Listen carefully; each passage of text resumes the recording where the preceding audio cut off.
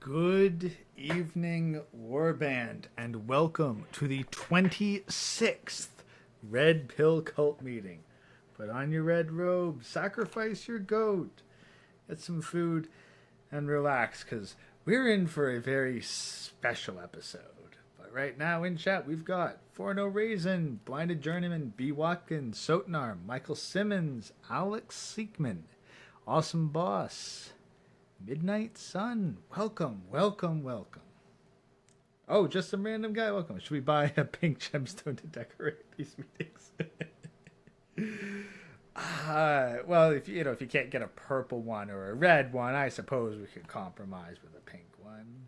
Hey, Magical Tringus, well, Tringus? Yeah, Tringus. So we have, oh god, quite a few. I queued up a lot for this episode, and that was before the special event.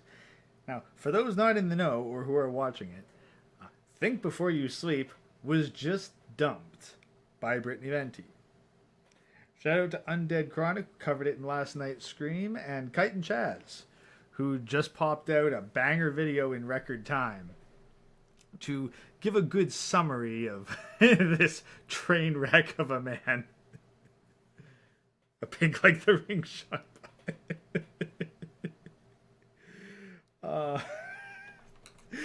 Just don't break the bank, random guy.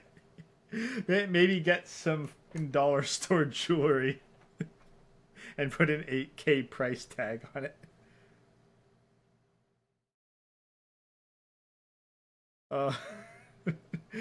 Oh, B. Watkins, no. We don't need to buy some soap. What we need is some fucking ointment for the burn he must be feeling right now. So we are, of course, continuing our series on Think Before You Sleep. For those of you new to this, a while ago, Think Before You Sleep used to be MGTOW. Yes, openly MGTOW channel, MGTOW in many of his video titles. That was his branding. That was his thing. And even reached out to MGTOW content creator Sandman to not only promote him, but also give him advice on how to have his videos improve. So, then he started to get big. Then he started to make it big and get popular, and he realized YouTube doesn't like MGTOW. So he decided to take his cushy channel and scrub MGTOW from all of it. Thankfully, the first 144 of his original videos were successfully archived. And, thanks to mediocre tutorials and reviews, we even have a very special saved episode. So, the internet never forgets, gentlemen.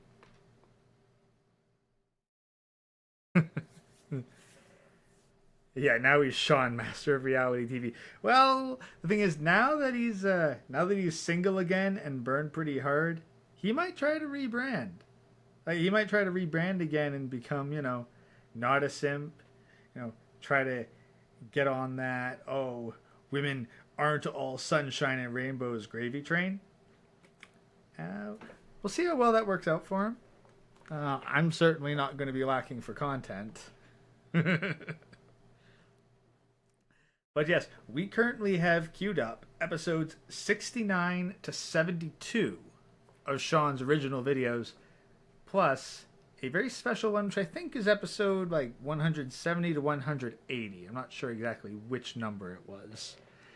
And it's starring a very special little lady. But we have to have the appetizers before we get to dessert.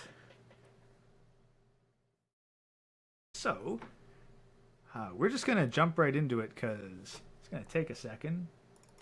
But we got to get everything queued up because we are not listening to this at regular speed. So let's get that volume up.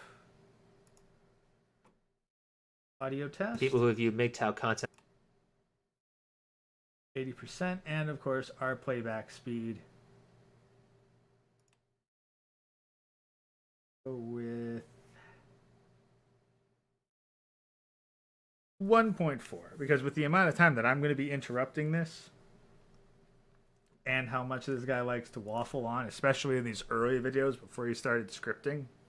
Yeah, we're almost halfway through the archive, and this is still just unscripted rants. So may know if Human's wife would leave him. Hey, you got to give it some time. Like, cause, all right, so let's get into a couple details according to some stuff that Sean himself has said. Now, Sean said that he and Venti were together for about 4 years. Well, his video on Brittany Venti came out in late 2019. So if we look at it that way, and we assume that they started being in somewhat regular contact after that, or that Sean started getting involved with her around that time, that makes it about the 4.5-year mark that their relationship lasted. Now, Human's relationship has also been for like a couple years.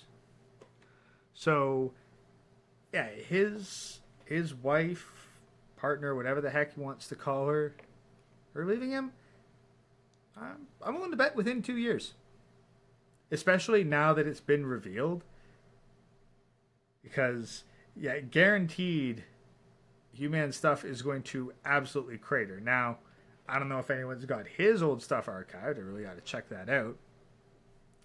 That would be another series to go into, to go back through Human's past.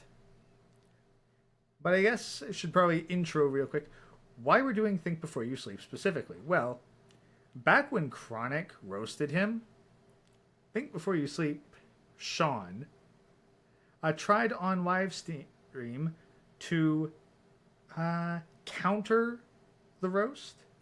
And his main criticism was that Undead Chronic did not do any research on it. And that was inspiring. So I got the idea, hey, if he thinks that his critics haven't done enough research, then let's critique him via research.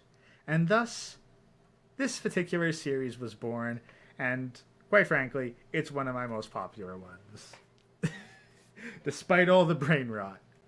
Although, since we're going to have to get through 5 episodes, I'm doing this one sober. So if any of you are fans of my more unhinged, intoxicated rants, it's not going to be a tonight thing. So, got everything queued up. Let's begin. So we are here with episode 69 of Think Before You Sleep's archives. And the title, MGTOW is a crazy woman's kryptonite. Ah, yes. These next few ones are going to have a lot of MGTOW in the titles. And that's how you know that they were either rebranded or outright scrubbed. So let's hop into it, gentlemen. We got a... Oh.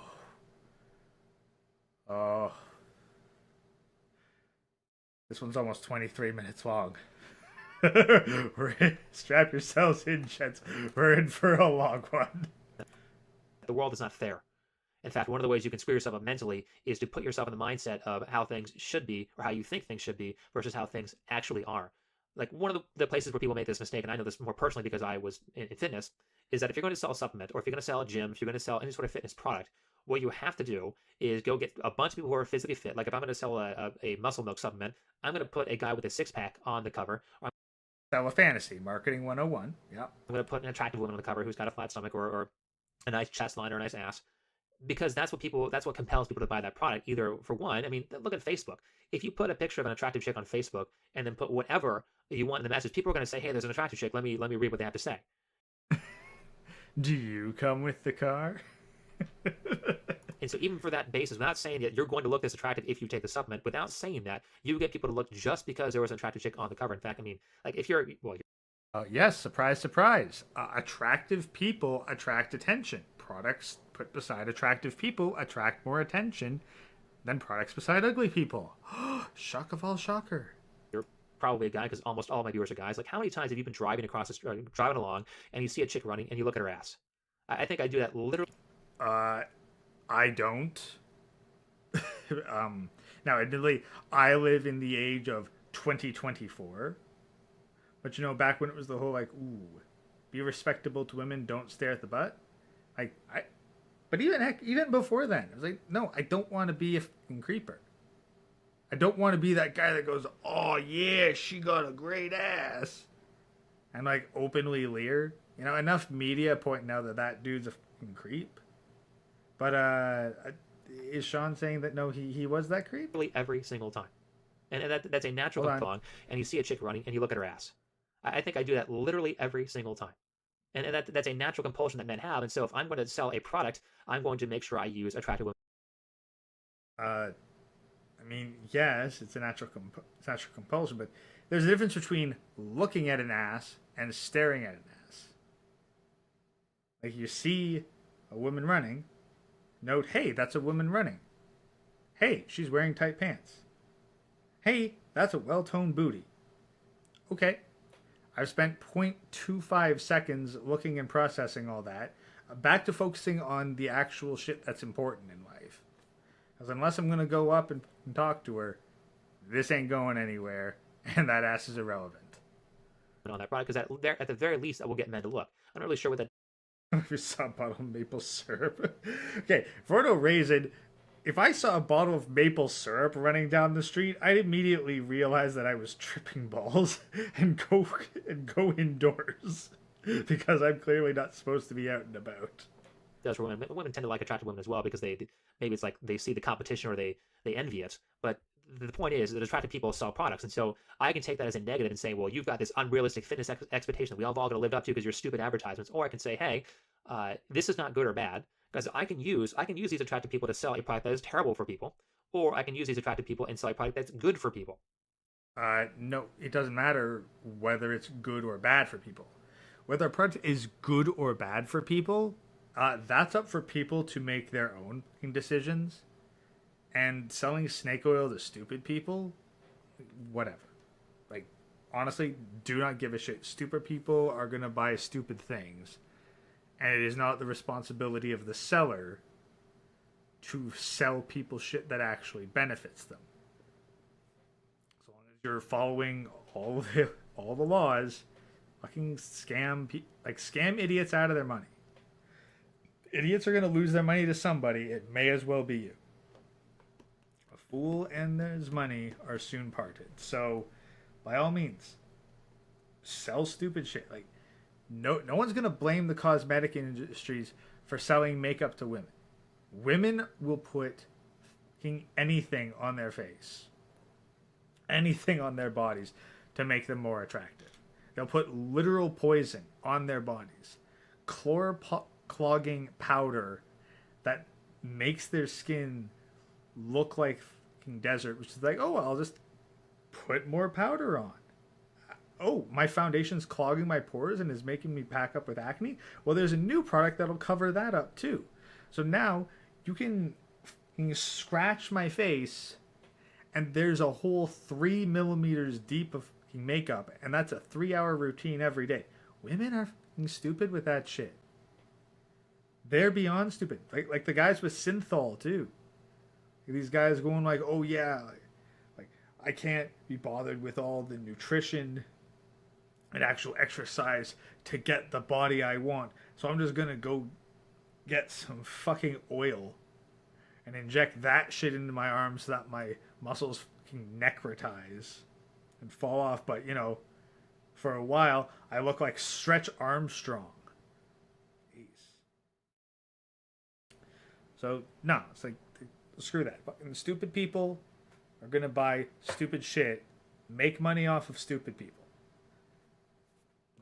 Got to keep this economy going somehow, and stupid people are gonna blow it one way or another. Better buying your shitty product than someone else's shitty product. Because it's that same crap ass supplement that's full of chemicals and shit you don't want. I could use the same. Everything is full of fucking chemicals. Like literally everything organic is chemicals. Most inorganic shit is chemicals. Water is a chemical. Enough with this fucking like, oh, you don't want chemicals in your body. Do you fuck off? People don't know what the hell chemicals are now. They just hear chemicals and it's a fucking boogeyman word to make you think like, oh, it's something I don't want. It's a chemical. It's like, mother, here, you ain't putting fucking bleach inside your body. Principle they're using to sell health food. I can use the same principle they're using to sell philosophy or fitness or anything like that. The tech Yeah. Health food, philosophy, and fitness. Can you tell the guy's a vegan yoga instructor? technique is not good or bad. It's just a means to an end, and you can use that positively or negatively. Yeah. Positively or negatively for my wallet. Effective marketing puts money in my wallet. Bad marketing takes money out of my wallet and doesn't push any of my product. And along with the world not being fair, some things are just flat out luck. Now, if you're an average person, or if you're at least an average person, which hits most of us, if not almost all of us, you're probably going to have at least one lucky trait. Like my lucky trait is intelligence. I tend Clearly not humility. to process things a lot more quickly than other people. I tend to figure things out. I tend to have a mechanical sense. If something's broken, I find it really easy to fix. Like my toggling strategy or my troubleshooting strategy is pretty good. And so I exploit that too. It's utmost. It might be the case that I'm naturally strong. It might be the case that I am naturally attractive. Or you may have a certain personality temperament, which is genetic for the most part. You can change your personality a little bit, but for the most part, your base personality is what you're born with. But you may have a personality type that puts you in a place that is more economically lucrative, or you may have a personality type that puts you in art, which is not very economically lucrative. Art is a very, very big gamble. People who either do really, really poorly in art, or people do very, very well. There's not really an average artist that is as sustainable, whereas you can have an average electrician or an No, it really depends what you do. The problem is most artists go in with the mindset that they're going to be able to do the shit they like. They pursue art as a hobby, and then they try to get paid doing their hobby, rather than looking at art as a 9-to-5 job where you go in, complete the work, satisfy the client, and then move on in your day. Most artists just have the problem that they're trying to monetize their hobby rather than making art their job. Not so much about ability. Like a mediocre artist that maybe isn't great in technical sense, but they know how to consistently create a quality of product that satisfies their clients, they're going to do better than the fucking artiste that takes on a few major projects, pours their blood, sweat, and tears into it, create something that they think's a masterpiece, but it took way too long and went way over budget, and the client's freaking pissed. average auto mechanic, and they do pretty okay. And so you could luck out with a temperament that puts you in the auto mechanic shoes as opposed to the artist shoes. And it doesn't really matter what you're. As someone who's both an artist and does like some auto mechanic work to keep my own car running, it's you don't have to get one or the other. It's more so a matter of what are you willing to do 40 hours a day. Well, not 40 hours. What are you willing to do 40 hours a week, 8 to 9 hours a day? Where are you willing to put your energy towards? What are you willing to hate? Because if you love working on your own car, tuning it up, refining it, searching for the fine parts, I don't recommend a job as an auto mechanic. Because the thing that you do to relax will be the same thing that you do to work. Likewise, if you're the kind of person that draws or paints or makes music in your free time, I do not recommend a career as an artist, because then you'll have no downtime from it. You'll have no relaxation. Born with, because if you don't actually exploit those traits, if you don't actually develop those talents, it won't matter. You could be the funniest person in the world, but if you never Hey, raise it. A 40 hour day is what it takes in order to get on that true Sigma male grind set. If you're not working at least 40 hours a day, you ain't getting the true Sigma experience. In celebration of Think Before You Cry's tears in his Starbucks venti and for that fun on the Conan server. Hey, no, thank you very much. Yeah. Might reboot the Conan server at some point. It'll have to be a fresh start, but thank you very much. Much appreciated. Let's keep going. work on being funny, you're going to be outcompeted by the people who do, who might have started out less funny and became more funny just because they outworked you. And on the other side of that, you can be very unlucky. You can be born mentally retarded. You could be born missing a limb. You could be born with a disfigurement, like a facial disfigurement. You could be born with dyslexia or intellectual disorders. Well, I already said retarded. So you could be born into a shitty family. In fact, let's talk about that a little bit, because that's kind of an important one. Because I think this episode is going to be more about acting virtuously. And I think the best way to get people to do good things. Hold on. Let's see. What was this title again? MGTOW is a crazy woman's kryptonite. Notice how we haven't gotten to that yet. That's kind of a running theme for his videos, especially the early shit. Let's try to go a bit faster through this. Jeez. Is to put them in an environment where doing yeah, 30 years of work experience when I was 5. Yeah, I'm on that fucking isekai grind set right there. As a newborn, I already had an entire adult life behind me before I was hit by a truck. Reincarnated, and I was like, well, shit, here we go again. good things makes you successful. If you have people in an environment where doing the good things does not make you successful, they are probably not going to be good, because all the good people will die out. Like there's a type called K selection versus R selection. I might be messing this up, but I believe R selection is instant gratification. K selection is delayed gratification. So in society as it is today, I'm just looking that up.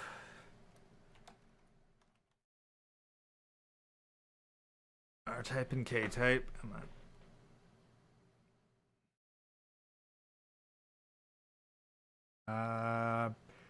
Okay, so K and K type. K type has fewer offspring with a greater chance of surviving to maturity. R type has more offspring with a higher mortality before maturity rate. So in short, no, it's not about fucking instant gratification versus long-term planning. It's a fucking breeding strategy. Oh god, you can just imagine how pissed Chronic right now is pissed, and he doesn't even know why. He's hunched over something in his lab, and then his Grega senses start tingling, and he goes, oh,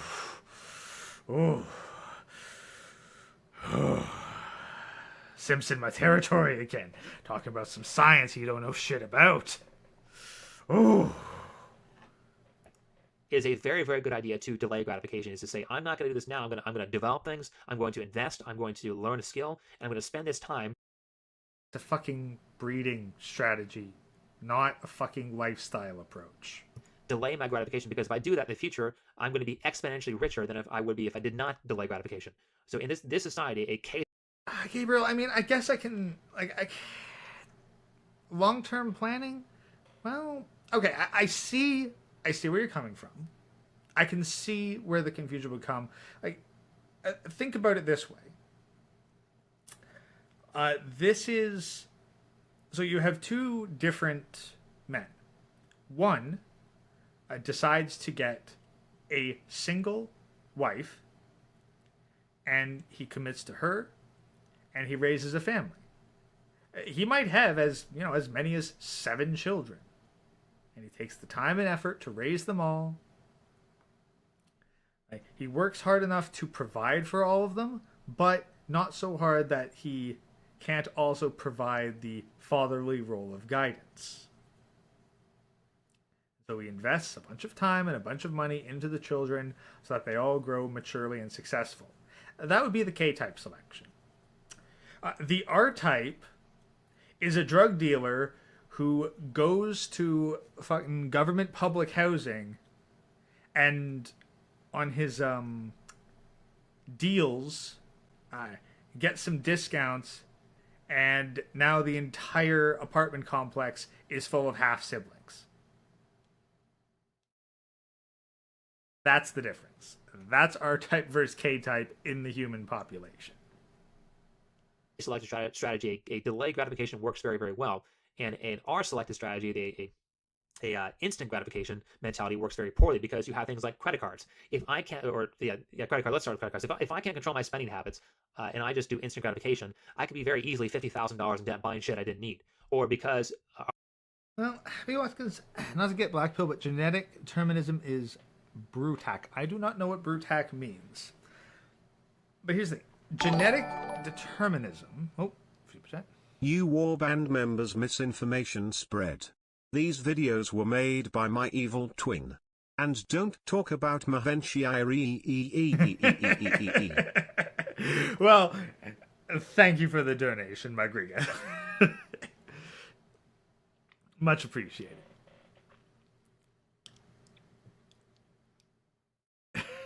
Spelled brute. Okay, so now here's the thing with genetic determinism. Like this is probably one of my favorite examples, but sickle cell anemia. Chronic's probably going to get some twitches from this one too. My understanding of it is that there's 3 variations to sickle cell anemia. Either you don't have it, you half have it, as in you inherited. I say your mother and your father both have it. When their chromosomes split to create the egg and the sperm, you get half of each of their DNA. From one parent, you get the half that has sickle cell anemia. From the other parent, you have the one that you don't get sickle cell anemia, and thus you kind of have a half dose of it. If you get a full dose of it, you are dead. If you get a half dose of it, your blood's not going to carry oxygen particularly well, but you will survive. Now, you would think that this is going to make you inherently less genetically fit. And in many cases, this is true. However, this is where environmental pressures play a point, because I believe it is typhoid. It's very deadly. However, it doesn't bond properly to people with sickle cell anemia. Therefore, someone with sickle cell anemia in an environment where there is typhoid actually has a higher chance of survival. And so in areas where there's typhoid, you tend to find a higher prevalence of sickle cell anemia. Now, of course, this can't apply to every single genetic defect. Yes, some people just draw fucking shit, and it's going to be very difficult for them to successfully reproduce. But keep in mind that throughout all of human history, most men did not successfully reproduce. In every generation, the minority of men actually passed on their genes. I think it's something like 30% or so. So, genetic determinism, it depends what you're talking about, but so far as nature's concerned, on an evolutionary pathway, are you going to get to pass on your genes? That's all it cares about. Like, your happiness and fulfillment in life, you got to make do with what cards you're dealt. Some of us are given a shit hand. I don't know what to do about that aside from you got to make the best of it, because I don't know about the afterlife. Various religions are going to sell you one spiel or another, but I'm pretty sure that there isn't a single religion that promises a decent afterlife to someone who is a sad sack that just felt sorry for themselves. Let us continue. We're so efficient at producing drugs. If I'm a heroin addict, I can get as much heroin as I want right now. And so in this society, it is not beneficial to be R-selected, and it is more beneficial to be K-selected. It's more beneficial. No. In this society right now, our selection is rewarded by the government. That's why we live in a dysgenic society.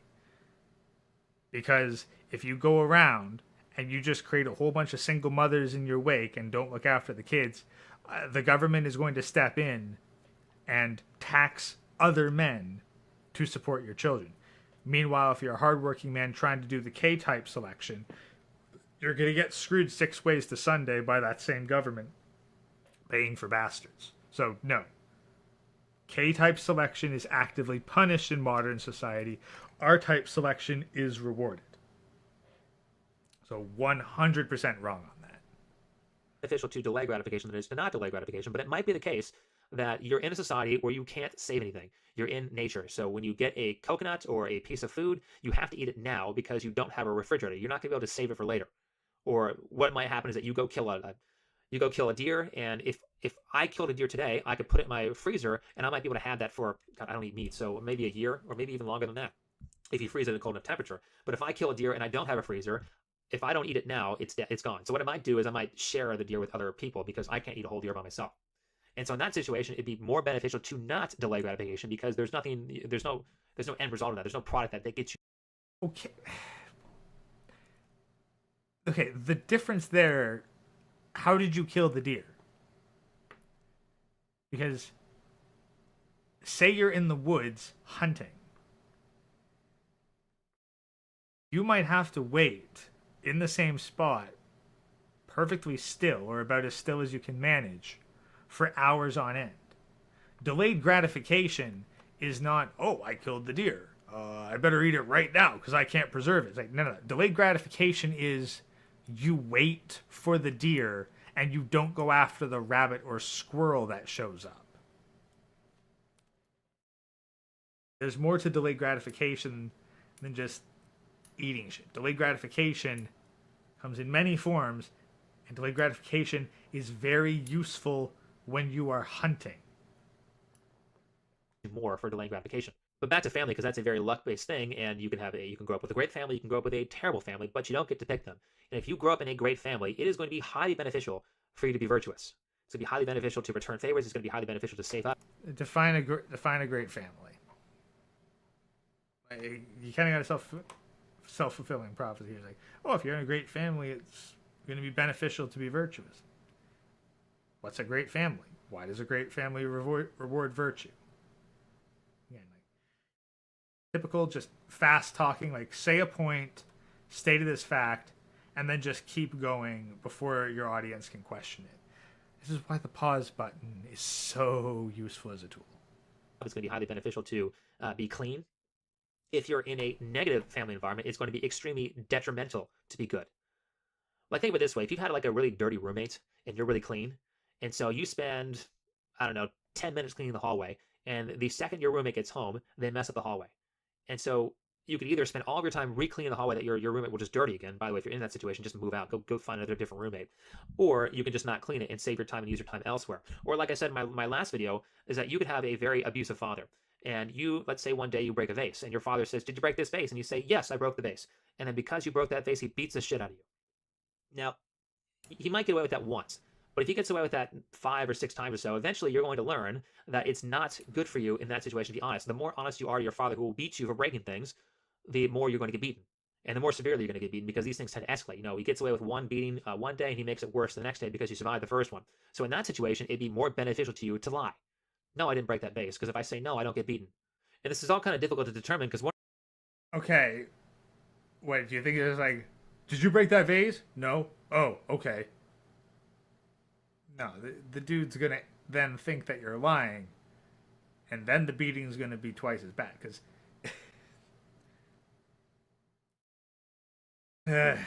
cooks up a fucking hypothetical and doesn't bother going into the details. But, yeah, do you think that a bad parent is just going to accept a bullshit lie? And seriously, who the fuck's breaking like 5 or 6 vases?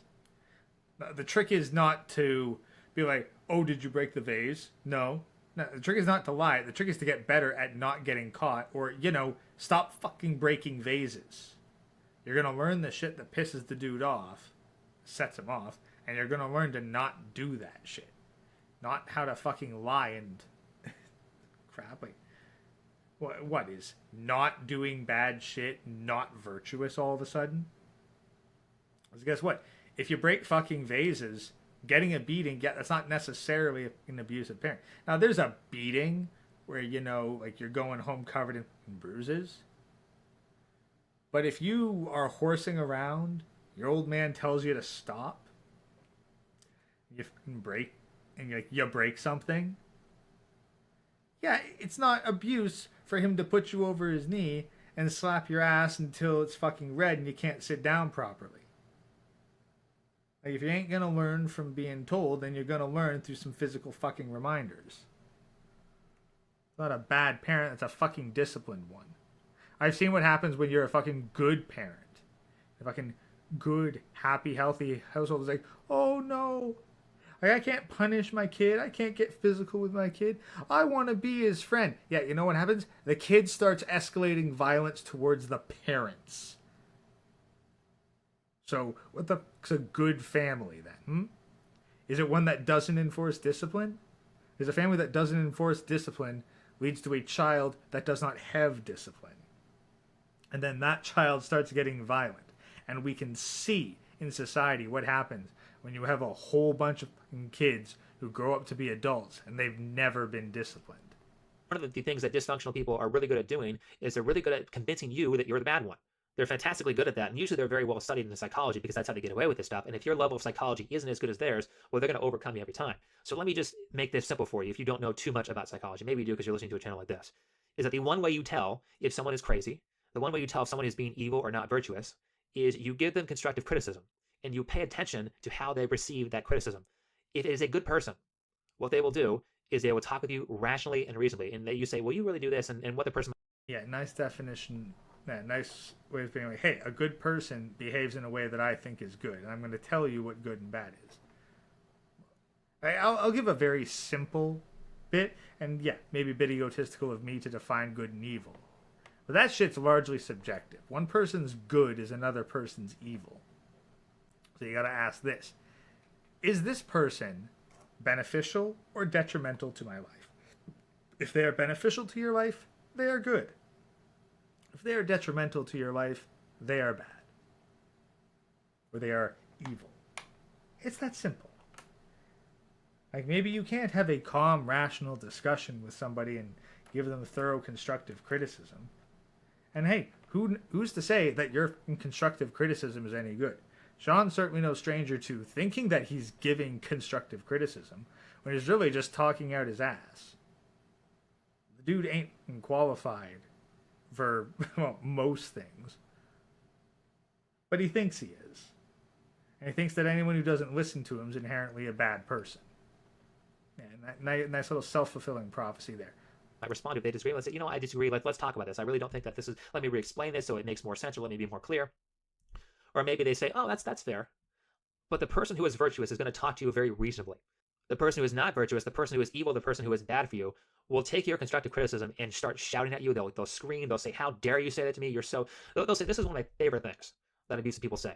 You might have heard this before. I've heard this a lot from women. I do all these great things for you. I cook for you. I clean for you. I gave you money that one time when you really needed money. I do all these fantastic things for you, and you do nothing for me. My favorite line. I had someone who would say that shit all the time. In fact, I had somebody who... Another thing that dysfunctional people will do is that they will blame you for things that... They will blame you for their problems. When I was in martial arts, I was around a lot of very dysfunctional people, and I was around a lot of those dysfunctional people for a very long time. And there was one particular person who was kind of like the second in command. And we had to go to a competition. This competition was out of state, and it was like a national one. So it was a pretty... Just to remind everybody, the title of this is MGTOW is a Crazy Woman's Kryptonite. I guess we're finally getting to the crazy woman stage of this. Big deal. And one of the things you have to do in a national competition, they just changed the rules, is you when you go to a local competition, you wear your studio or your dojo patch. When you go to a national competition, they made the rule change where you could not do that anymore. You had to wear the official patch of that organization. And so we knew this months in advance. And for months in advance, I've been bugging this person who is a second in command to get me a patch so that I could compete in that tournament. And she didn't do it. Months of bothering her to order the patch. Because in this case, this was so terrible that I could have just went online and ordered it myself. But this particular place would not allow us to order any merchandise unless it was through the dojo. Horrible. And honestly, it's a very predatory attitude. But what happened in this case is that it was the time for the tournament. And we fly there, and it turns out I don't have a patch. And so if you don't have a patch, you can't compete. So what we have to do is go buy patches. No problem, let's go buy patches at the front desk. And then you have to go get them sewn on. So we had to go to a local like dry cleaner and get it sewn on, but I couldn't go because we only had one car and I wasn't old enough to drive it. And we had other things to go do while the people were going and getting the patches sewn on, because I wasn't the only one who didn't have one. When they got back, I had misplaced my uniform. And all I did in this case was ask this second in command person, hey, have you seen my uniform? And she flipped out when she responded. She's like, oh, so you're saying I lost your uniform? Oh, well, it's not my fault that you didn't have your patch. You were supposed to have it. You had months to get it. You didn't get it. And this, by the way, wasn't that big of an issue. So I actually had multiple uniforms. One uniform was for fighting, and one uniform was for a thing called either call them forms or they call them kata, which is like a, God, if you're not in martial arts, I don't know how to explain this. It's like a dance, but like it's like a preset of moves that you perform by yourself in front of a group of judges. So probably a dance is the closest thing, and that's to that. I don't even have much commentary for this. I kind of did this shit way back when I was a really young kid, and you know, child karate's kind of a thing. But he's just going on this long fucking tangent. I mean, I go on long tangents, so I'm not exactly one to criticize, but I assume that this is the crazy woman part of the title right here. And so what I did was, instead of wearing my fighting uniform, I just wore my forms and my kata uniform, which didn't matter too much because, you know, this is like I was like an intermediate level person at this point, which is what a lot of the intermediate level people do. If I'd been like a black belt at that point, if I'd been in the elite category, it would have made more of a difference. But So what were you, fucking blue belt, brown belt? I think even the elite people still make that mistake sometimes. And so this was not that big of a deal, but this person blew it way out of proportion. She basically treated me like shit for the rest of the trip. I had to sit next to her on a flight, which was terrible. And then she didn't let this go for about 3 years. This one situation, she kept bringing it up over and over and over again. When she brought it up, she would say things like, you know, I do so much for you, but you never do anything for me. To which, by the way, this was when I was very young. I was like 19 or 20 at this point. So it's like... Wait, 19, 20, but... Wait, did you stick around this person for years? Because you just said you weren't, like, what, weren't old enough to drive? Well, 1920 is old enough to drive. So did you stick around this person who's clearly treating you like shit for, what, 4, 5 years? Jesus Christ. Green belt? Okay, yeah, green belt makes sense. Forgot about green belts. You know, I would fall for that every single time. Now looking back at it, I think of it this way. You know, yeah, she could do a lot, but we were friends at that point. So, you know, friends... This is your friend? I can honestly say I have never had someone like that in my life that I called a friend. Ever. I don't even know if I've had anyone who was that fucking shit to me in my life. Period. I avoided people like that like the plague. That's your friend? Jeez. Makes me appreciate the fucking shitty friends I had. Because I've had some that were shit. Don't have them anymore, but... You consider that a friend? Great stuff. But, you know, out of all the things that she said she did for me, she completely forgot all the things I've done for her. She was someone who was not very... Typical woman 101, right there. Very intelligent and not very good at writing, and she was trying to graduate college. Who was there for her every single paper when she couldn't write properly? Who was there for her every single computer problem that she had when she couldn't fix her problem? Like, how many Okay, so Sean was clearly simping and trying to curry favor to get into her fucking pants. Because, again, it's a fucking woman, and this is what Sean does. Like, so you fucking simped for a shitty woman for years and put up with her abuse because you were attracted to her. But you couldn't get out of the friend zone with her, and you just got fucking used until... Well, I guess we'll see what happened at the end of this. viruses that I pull off this chick's computer, how many viruses did I pull off her friend's computers, how many computer problems did I fix, you know, when hardware wasn't working properly. Completely ignored all that stuff.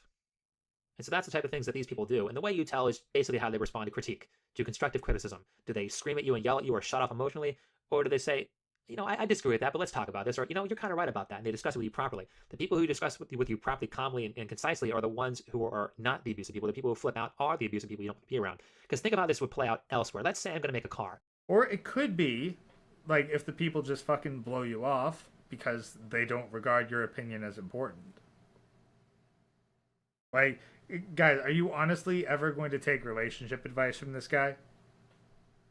Like, would you learn how to interact with women and how to get laid now that you know the dude fucking blew God knows how many thousands of dollars on a fucking 4chan gangbang star and didn't even get his dick wet? The guy went for fucking used up Brittany Venti and couldn't even get with that. And he thinks that he's fucking qualified to tell other people how to live their life. Like, Sean, who the fuck would want your life? I'm pretty sure that Ricky fucking Berwick wouldn't want your life. And I make a car that, let's say I make the newest Toyota Corolla, and I drive my Toyota Corolla on a perfect sunny day, on a flat road, at no more than 20 miles per hour. And under that condition, under perfect conditions, my Toyota Corolla works wonderfully. It's the best car in the world. As soon as there is a critique, so I take my sunny day, and now it's a rainstorm. As soon as a rainstorm happens, well, I didn't put weather stripping on it, so there's water all over the car. I might have to go faster because 20 miles per hour is not very fast, but as soon as I go faster than 20 miles per hour, the engine has trouble. As soon as I'm on a bumpy road, it knocks out my shocks. So as soon as there's critique by nature, the car fails. And what I could do, and if I'm responding to that poorly, I could say, how dare you? I mean, no one ever drives in rain, or no one ever drives on bumpy roads, and this is just ridiculous. You're being crazy. This is a perfectly fine car. How much weaker is that car going to be if the person does that, as opposed to the person who says, you know what? Oh, I didn't expect rain. Let's plan for that. Okay, so let's go back to the drawing board. We'll put this stuff called weather stripping on the windows and on all the parts of the car that would be exposed, and maybe we'll put a little rain gutter on the rear hatch. Okay, the difference is nature is objective. Nature is not critique. When you are being critiqued, it is not objective. Just because someone says that there's something wrong with you does not mean that there's something wrong with you. And it's a common enough thing in game design. I remember one of the earlier pieces of advice was the audience knows what's wrong, but they don't know the solution.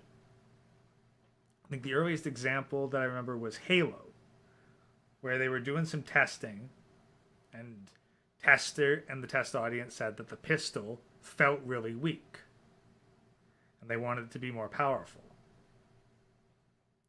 And so what the game designers did, rather than pump up how much damage the pistol does, they just made it sound better. They gave it a bigger bang.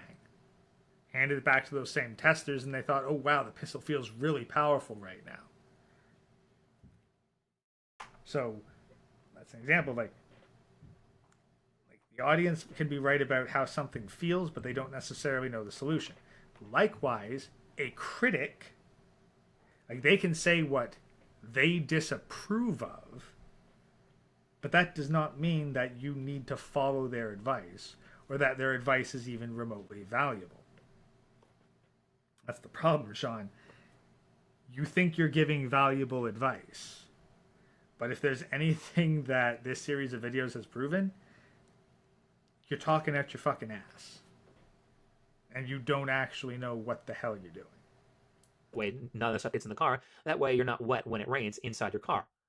You've now got a better car because of that critique, and if you keep repeating that process over and over and over again, your car's gonna be so far ahead of that perfect situation car that it's gonna be no competition. Your car will be running circles around that shitty Toyota Corolla that can only go 20 miles per hour and only be good under perfect conditions. And because that's where these people are in their life, they have to make up somewhere else. And so because they are not actually good anywhere else, they have to say, well, if I'm not going to have a very good car, I'm going to have to just convince people that it's a good car. If I can't convince them rationally, I'm just going to yell and scream and shout at them until they disagree with me because they're afraid of what I might do if they don't agree with me. In situations like this, it is not possible to be virtuous around these people. So if you're putting No, you can be. What you do is you cut them out of your life. You do not need to be around these people.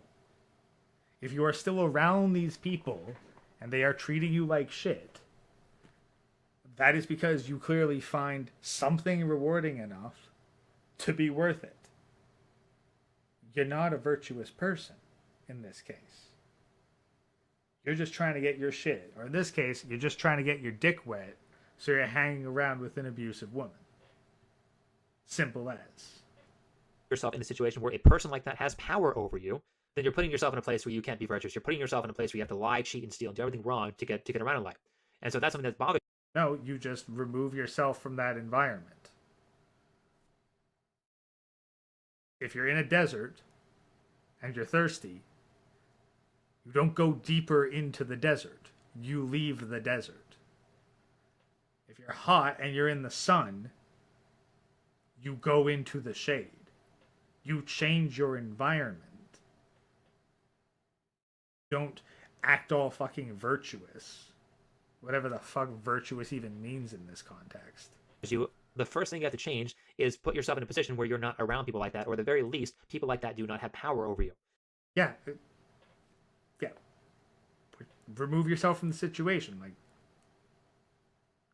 is that not virtuous? Is it not virtuous to remove yourself from a shitty situation? What are you supposed to do? Try to save every shitty person? Try to redeem them? Try to be the fucking messiah of salvation? Get the fuck over yourself. This is one of the reasons to go MGTOW. This is one of the reasons a lot of men are going MGTOW, because there are a lot of dysfunctional people out there that will take advantage of the court systems, that will take advantage of the government to destroy and ruin your life. And how are you going to be virtuous in a relationship when your girlfriend could falsely accuse you of beating her, when she can falsely accuse you of raping her, when she can accuse you of being a controlling asshole to her other guy friends, and her other guy friends go beat the crap out of you, when she can use the government to steal. So we finally got into the main crux of the situation 18 minutes into a fucking 23-minute video. Money from you because she forgot, air quotes, forgot to take her birth control, or she wants alimony she wants to be paid because you were. Dude, wear a fucking condom. Birth control is not effective. And how much that stat is increased by by women just straight up lying, no. If you're gonna do it, fucking wrap it up. Because guess what? Birth control don't do... the pill does not stop fucking hypergonosyphalates. Wrap it up. Take fucking responsibility. Doesn't matter if she's on the pill. She could be fucking on the pill, IUD, the injection. Say she got her fucking tubes tied. Don't matter. You wrap that shit up every fucking time. Lucky enough to marry her for a year. Now she wants 6 months of alimony, or 5 years, and now she wants 2.5 years of alimony, or whatever. How are you going to be virtuous in a situation where people can do it? You're going to. So if you feel that she's doing anything wrong, and she is a person who cannot take criticism, she has complete power over you. So the second that you bring something up, and she is going to use her powers for evil, you're fucked. And so the only way to survive in a situation like that is to be bad, is to lie, is to cheat, is to steal, is to do things that are wrong. So don't put yourself in that situation. And let me end on this one final point, is that there's... Final point? There's still another 3 minutes of the video. One last... 4 minutes of the video, Christ. Cop-out that these people will use, and that society at large people that will use. They'll use this idea of mental illness. Now, I'm very much in agreement with Stefan Molyneux, who believes that there is no such thing as mental illness. And I'm going to prove it right now that there is no such thing as mental illness, or at the very least, what people are saying is mental illness is not illness. Okay, so you're going to prove that there isn't mental illness, and then you're going to immediately move the goalpost.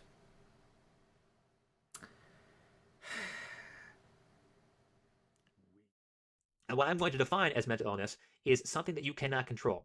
If you can control it, it does not count.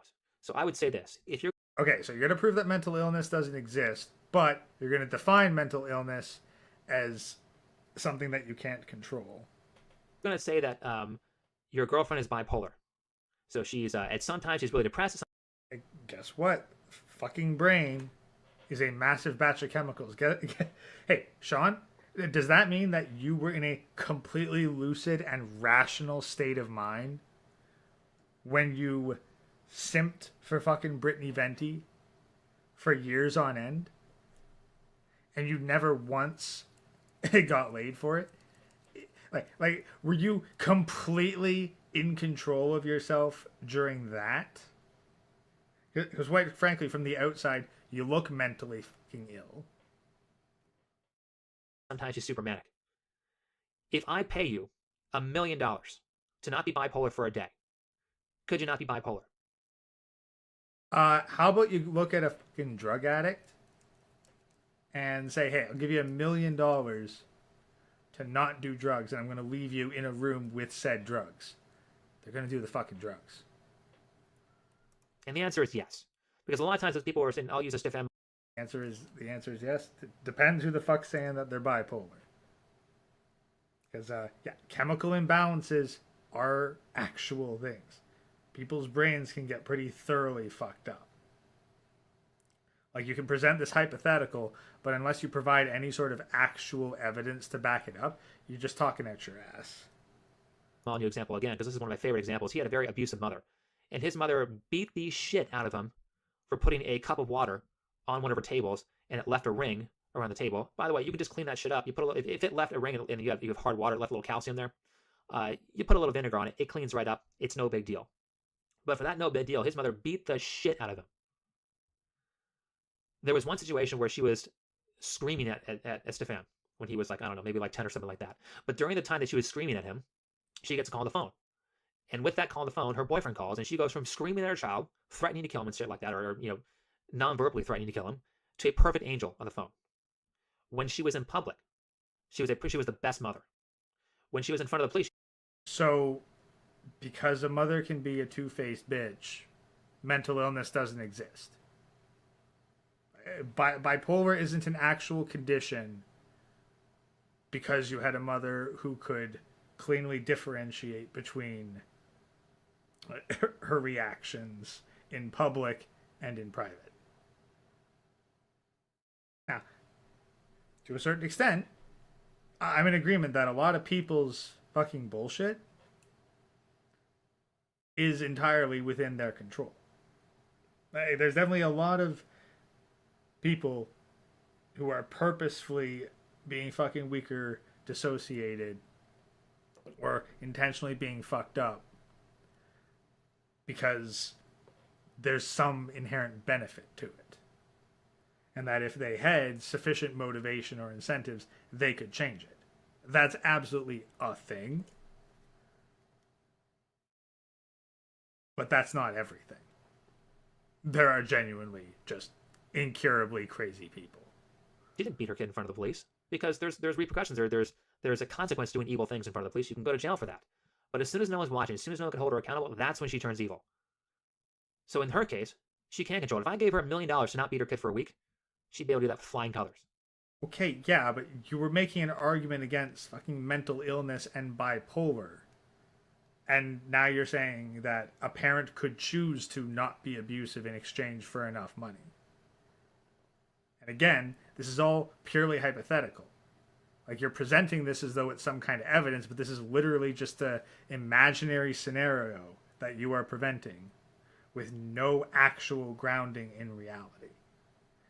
You are making a case built on fucking anecdotes, not evidence. And a lot of these people who are considered mentally ill, bipolar, borderline personality, addiction, these are all cases where if you gave people the right situation, they could control it. Let me give you an example of something you cannot control. Schizophrenia. If I gave a schizophrenic person, I'm going to give you $1 million to not have a schizophrenic episode for a week. Okay, so mental illness doesn't exist, but schizophrenia is a thing. So you're basically saying that some people use mental illness as an excuse for shitty behavior. That's summing up this past couple minutes. Your ultimate conclusion is that mental illness that cannot be controlled does exist, but some people use this as an excuse to be shitty people and not suffer consequences for it. Tourette's. I'm going to give you $1 million to not have a trigger for a month. No way. They cannot control that. And so that would be a mental disorder. Tourette's, schizophrenia, and there's probably a couple other ones. But in most cases where people have classified mental disorders, they are in situations where they can control those mental problems. Look, Raisin, if you're hearing ghosts right now, take your medication. Like, the headphones aren't playing anything, this stream doesn't exist, you're just off your meds. Like, you gotta do what your doctor told you, man. Problems. And so you don't call them mentally disabled. You don't say they have a mental disorder. You just call them evil. Because that's what they are. If you have the ability to control your bad habits, and you choose not to control them at the detriment of everybody else, you are not a good person. You are just evil. And yes, some of these things are hard to control for a very long time. Like, it's hard to control addiction. But you can. You can learn how to do it. A lot of people learn how to do it. Just be one of those people. If you are not one of those people and you're driving home drunk, or you are doing things that are destructive to the people around you, well, then you're just evil. You don't get to use mental disorder as a cop-out because you can control it and you don't have a mental disorder. You're just a bad person. So, wow, this has been a pretty long video, so I will leave it at that. If you liked it, please hit the like button, subscribe if you're... Yeah, if you like a fucking 22-minute rant, well, I mean, if you watch this video, you just watched a 50-minute rant critiquing a 22-minute rant, so I'm not exactly one to criticize you, but I'm pretty sure that this video's been scrubbed from his archive, so hey, thoughts, comments, they're gonna have to be on this video or on this stream, because, yeah, pretty sure you scrubbed this one.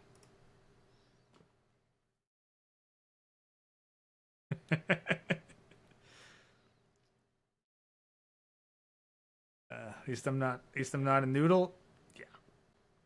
Yeah, that's the thing. Like, Sean saying that he lifts, and I look at those fucking shoulders and I'm like, motherfucker, like, I barely go to the gym. I do not eat enough to build fucking muscle mass, and my fucking back and shoulders look more impressive than yours. But like when you say go to the gym, do you like just fucking hang out in the parking lot and stare at the asses of all the girls who actually fucking squat?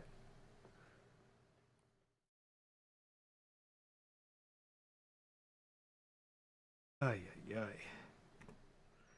God, we are already 1 hour into this, and there's still 4 videos to go.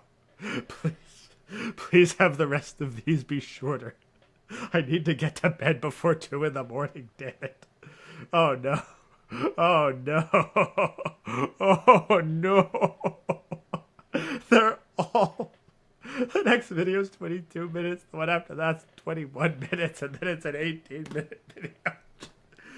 Oh, it's a good thing I'm not drinking this stream. There's no way. There's no way I'd make it through all of them. I'd be... I'd be this close to pulling a fucking Nick Rekieta if I had to go through an hour and 20 minutes of Think Before You Sleep. And I'd just be go through a whole fucking bottle of rum at that. Oh. When I was younger, I watched... Oh, but I guess he's on an evil woman kick in this arc. A long night. Oh.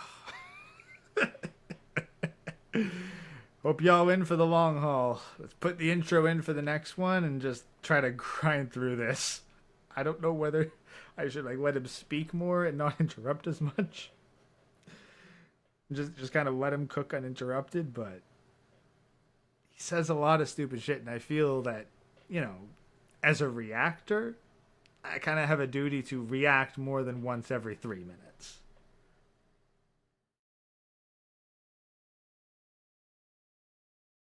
We are continuing with episode 70 of our exploration of Sean of Think Before You Sleep as we research into his past, which he's very thoroughly scrubbed. Title of the video, How MGTOW Overcome Evil Women. When I was younger, I watched South Park for many years, and I listened to an interview with the creators of South Park, Trey Parker and Matt Stone, because I remembered they had a couple of writing techniques that they use to help write better stories, and I was looking for that. And one of their good writing techniques is called show, don't tell, as if you're going to... Oh, wow. Show, don't tell. Miraculous writing technique that you need to learn from South Park, of all things. Not like that's generic advice for any sort of visual media, or heck, any media. Like, even books. Like, it's better to demonstrate a character's personality through their actions rather than exposition dump. Create a principle in a story. You don't tell people what the principle is. You show them through the story. And that's a key to a good story, because people often don't listen to knowledge outright. You have to kind of show them the way. You have to kind of trick them into it, or maybe tricking them into is not the right word for it. You have to basically give them an example that they can understand. And so if I talk about this really specific thing in electronics, I know a lot of electronics, and you don't know a lot of electronics, what I might do is relate to something that you do know. Let's say you don't know a lot about electronics. Yeah, like, for example, Sean, you say that you go to the gym, you say that you lift, but when you actually show your physique, nobody will believe you. But you know a lot about theater, so I find this one thing about theater that relates to the thing I'm talking about. Blind adrenaline only works so good in video games. Some people are so dense you gotta hold their hands, they know it's possible to do something. Well, no, not necessarily. And here's the thing. That's where skill issue comes in. Because you should not make a game so that everyone can complete it. Basically, every single video game has a failure state. And you're supposed to bash your head against that failure state until you get good enough to beat it. So if someone's too stupid to beat a video game, or if they're not skilled enough to beat it, guess what? They don't get to progress past that point. Sucks to be them. Get good. Like Shadow of the Erd Tree, released today. Guess what? You ain't accessing that DLC until you beat Moog. You are not going to access basically an entire second game added on to the first one until you beat Moog. If you can't beat Moog, you're not getting the DLC. There ain't no fucking game journalist mode, nor should there be. Either get good, or, I don't know, like, play a... Heck, even visual novels have fucking bad ends. Like, most games have a failure state of some kind. And like, if people can fail at fucking visual novels, no, games don't have to be beatable by everybody. So, if people can't understand that, hey, you can hold down the button to charge your shot in Mega Man X, okay, sucks to be you. The shit was demonstrated early on, and quite frankly, you should be able to figure that shit out just by random experimentation. Think back to that one dude who, like, fucking games journalist who could not pass the fucking Cuphead tutorial for like a half hour or so. No, games do not have to be accessible to those kinds of people. About electronics, and that is what a metaphor is for. It's to communicate a point that you don't understand through something you do understand. It's actually a Saul Alinsky principle. If you look at that book, Rules for Radicals, very, very good book, very evil book. Rules for Radicals is largely a book on how to manipulate people to get political gain. But nonetheless, these strategies that he proposes in there work very well, and they can work very well in a positive light. Is that if you're communicating to an audience, you communicate to them within their experience.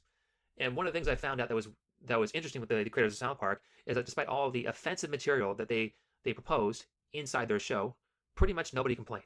In fact, I think Nobody complained about South Park.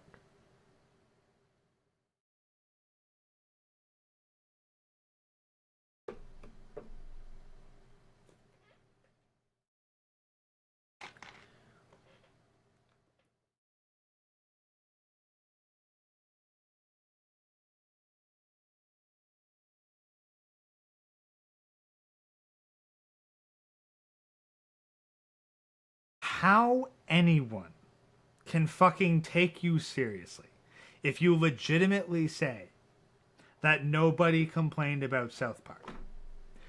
People complained about South Park to the extent that they invented fucking Terrence and Phillip in the show as a parody of South Park based on the critiques that they got. South Park is constantly criticized. It's old hat. Even as a child, I was aware that South Park was highly controversial and highly criticized. Like,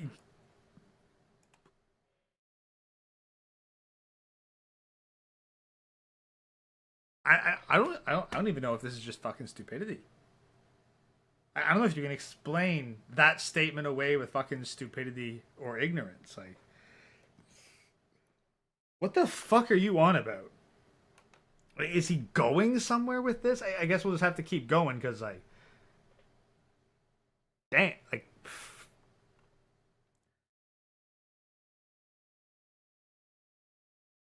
my brain's actually stunned by the stupidity of that statement.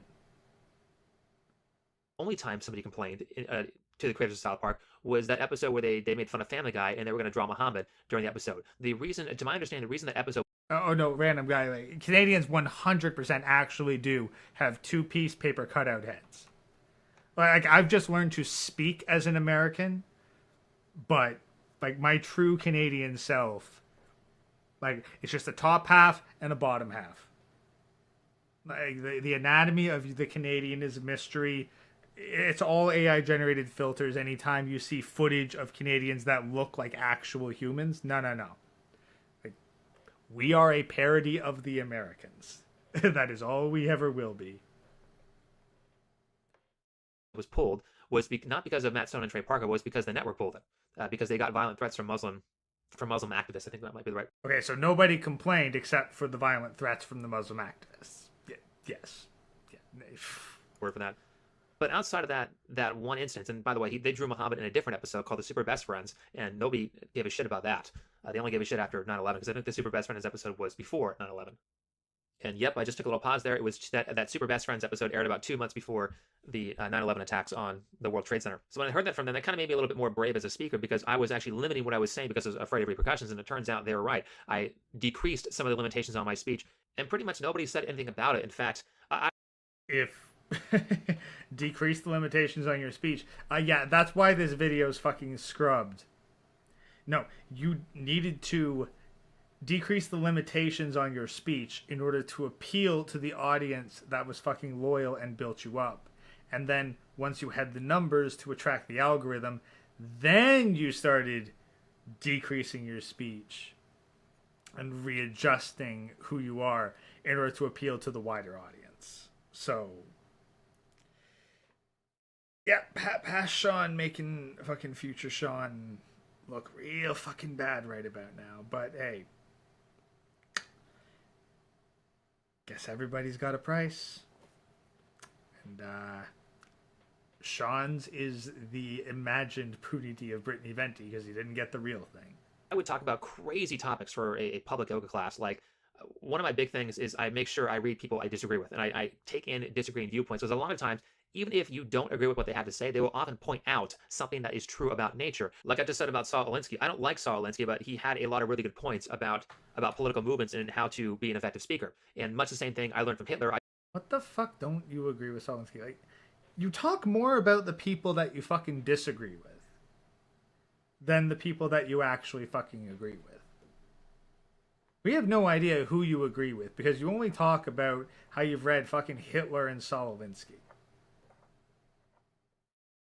Like, and primarily Saul Alinsky, so we get it. You're a fucking trained ass Marxist, but you want to pretend that you're not one, so you say, like, oh no, I read them because I disagree with them, and I get different perspectives from them. Well, who the fuck do you agree with? Who have you read that you actually agree with? Or is your bookshelf just filled with people that you dislike? I don't agree with what Hitler did at all. You know, certainly you don't make an entire race of people guilty for what a couple of people in media had done. And so Hitler's argument against the Jews is basically that there's a lot of Jews in media. They're the propaganda machine. They're lying about everything, and they're destroying society. Okay, well, if that was 100% true, what you would do is you just attack those specific Jewish people, not every single Jewish person on the planet. But despite that on the planet? I don't think Hitler did anything to Jews outside of Germany. flaw in his thinking, Hitler said a lot of really useful things in his book. In fact, most of his book had nothing to do with the Jews, and most of his book was history. Most of it was like how we got into power, and quite a lot of it was how to be a good speaker and how to run a political movement. And Kaziarspol, worse. He's not only very stupid, he thinks he's intelligent because he hangs around people who are even dumber than him. One of the good things I learned from Hitler, and I said this in my class multiple times, and nobody had a problem with this, is that if you're going to speak to an audience, you want to speak to the person who understands you the least. You want to look out in the crowd and find out who just looks like they are not getting it, and explain it in a way that even they can understand it, and you'll get everybody. No, you won't. But that's an interesting idea. But guess what? Let's look at modern day versions of this kind of stuff with products. That's like saying, hey, I run a successful science fiction franchise beloved by millions, but I want to appeal to everybody. So I'm going to find the people who fucking despise me, despise this product, and hate everything that I stand for. And I'm going to appeal to them first and foremost. Because if I can appeal to them, then I'm going to appeal to everybody.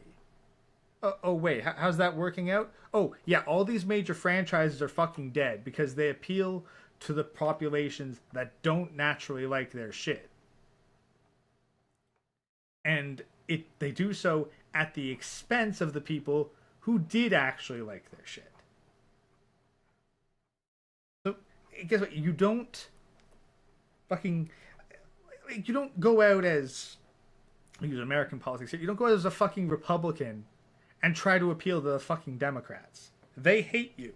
They're going to hate you. They will always hate you. They're ideologically opposed to you. Their value systems are contrary to yours. Your attempts to win their hearts will only alienate your actual fucking supporters. Business 101 is you find your core audience and you appeal to them, because they're the ones who are going to give you the actual support that matters. Fucking video games have been making video games for non-gamers for years now. And the video game market in the AAA sense is fucking dying. We have to look back 2 decades to find the golden age of gaming.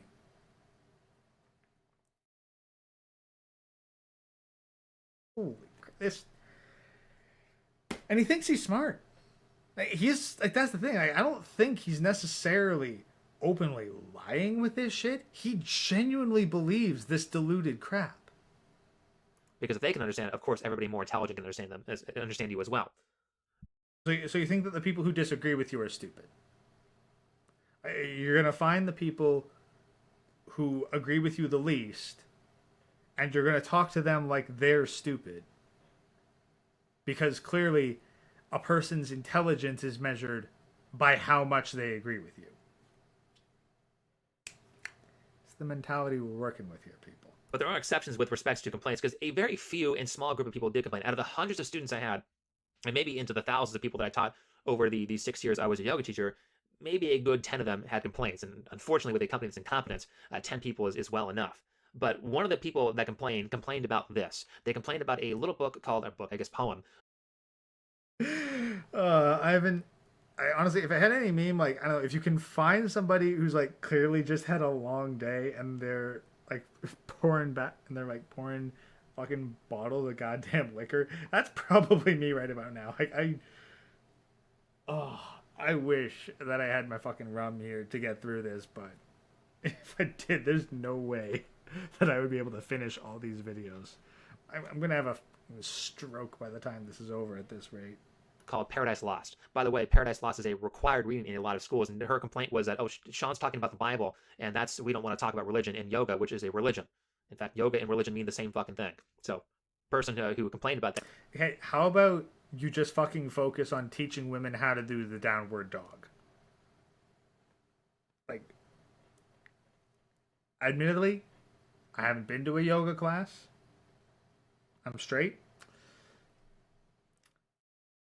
And I also don't think that going to a yoga class, I mean, sure, you might see women in nice yoga pants, but they're going to assume you're gay. And going there to pick them up is a good way to make everyone uncomfortable with you and make you unwelcome in the fucking yoga class. But I don't turn to my fucking yoga instructor for fucking philosophy. Man, okay? Like, I'll turn to, the fucking philosophers that I have some respect for.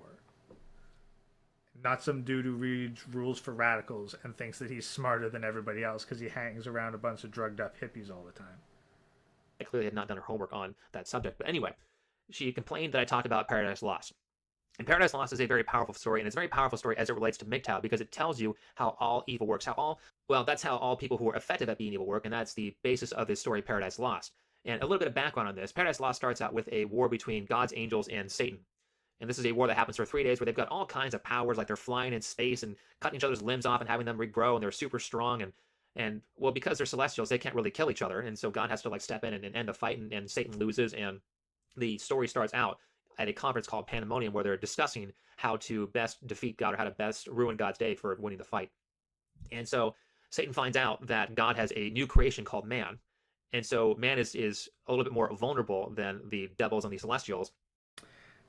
Honestly, I haven't read Paradise Lost. Know very little about Paradise Lost. But I'm willing to bet that if I did, I'd probably be tearing this explanation of Paradise Lost apart. Because given Sean's track record with the stuff that I do know about, I'm willing to bet he's fucking talking out his ass about everything. So what Satan comes up with is that he's going to attack man as a way to... One thing is that I'm pretty sure that Paradise Lost... I thought for sure that was Lucifer.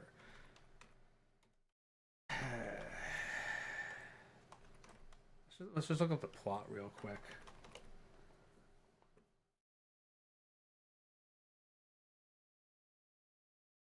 Okay, first of all, it's not a story. It's an epic poem.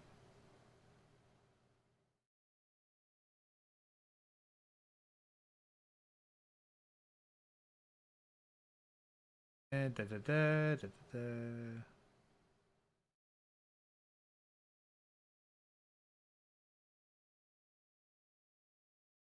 Plot summary. No, it is Satan. Satan and fellow angels who are found.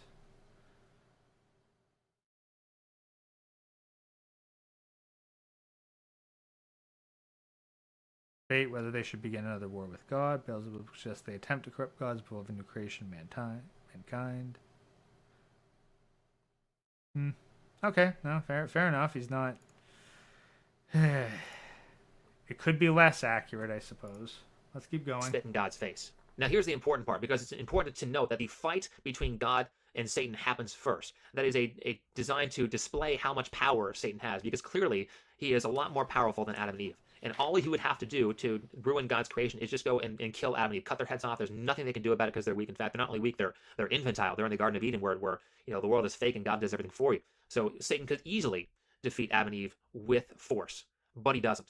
He does something that's far better, and something that a lot of people who are really evil do, is he comes in, instead of as an enemy, he comes in as a friend. He's really on this whole fucking let's define people as evil shtick. Like, again, something that like I'll run into with people when morality comes up is this idea of objective morality versus subjective morality. Like, I'm of the mindset that morality is largely subjective. You're hard pressed to find an act that someone will do that is purely objectively evil. I mean, not that you couldn't find something like that, but it's a lot harder to find something like that than just simply to be like, oh, I don't like this action, therefore evil. And he isolates Eve one day as a snake, and he starts talking to her, and Eve is interested. She said, well, how did you get the ability to talk? You're a snake. Animals can't talk. And he says, well, here's what I did. Do you see that tree over there? I ate one of the apples off that tree, and that gave me the power to speak. Now, if it gave me the power to speak, imagine what it's going to do for you, who can already speak. So Satan uses language to corrupt Adam and Eve, where he corrupts Eve first, and then she corrupts Adam.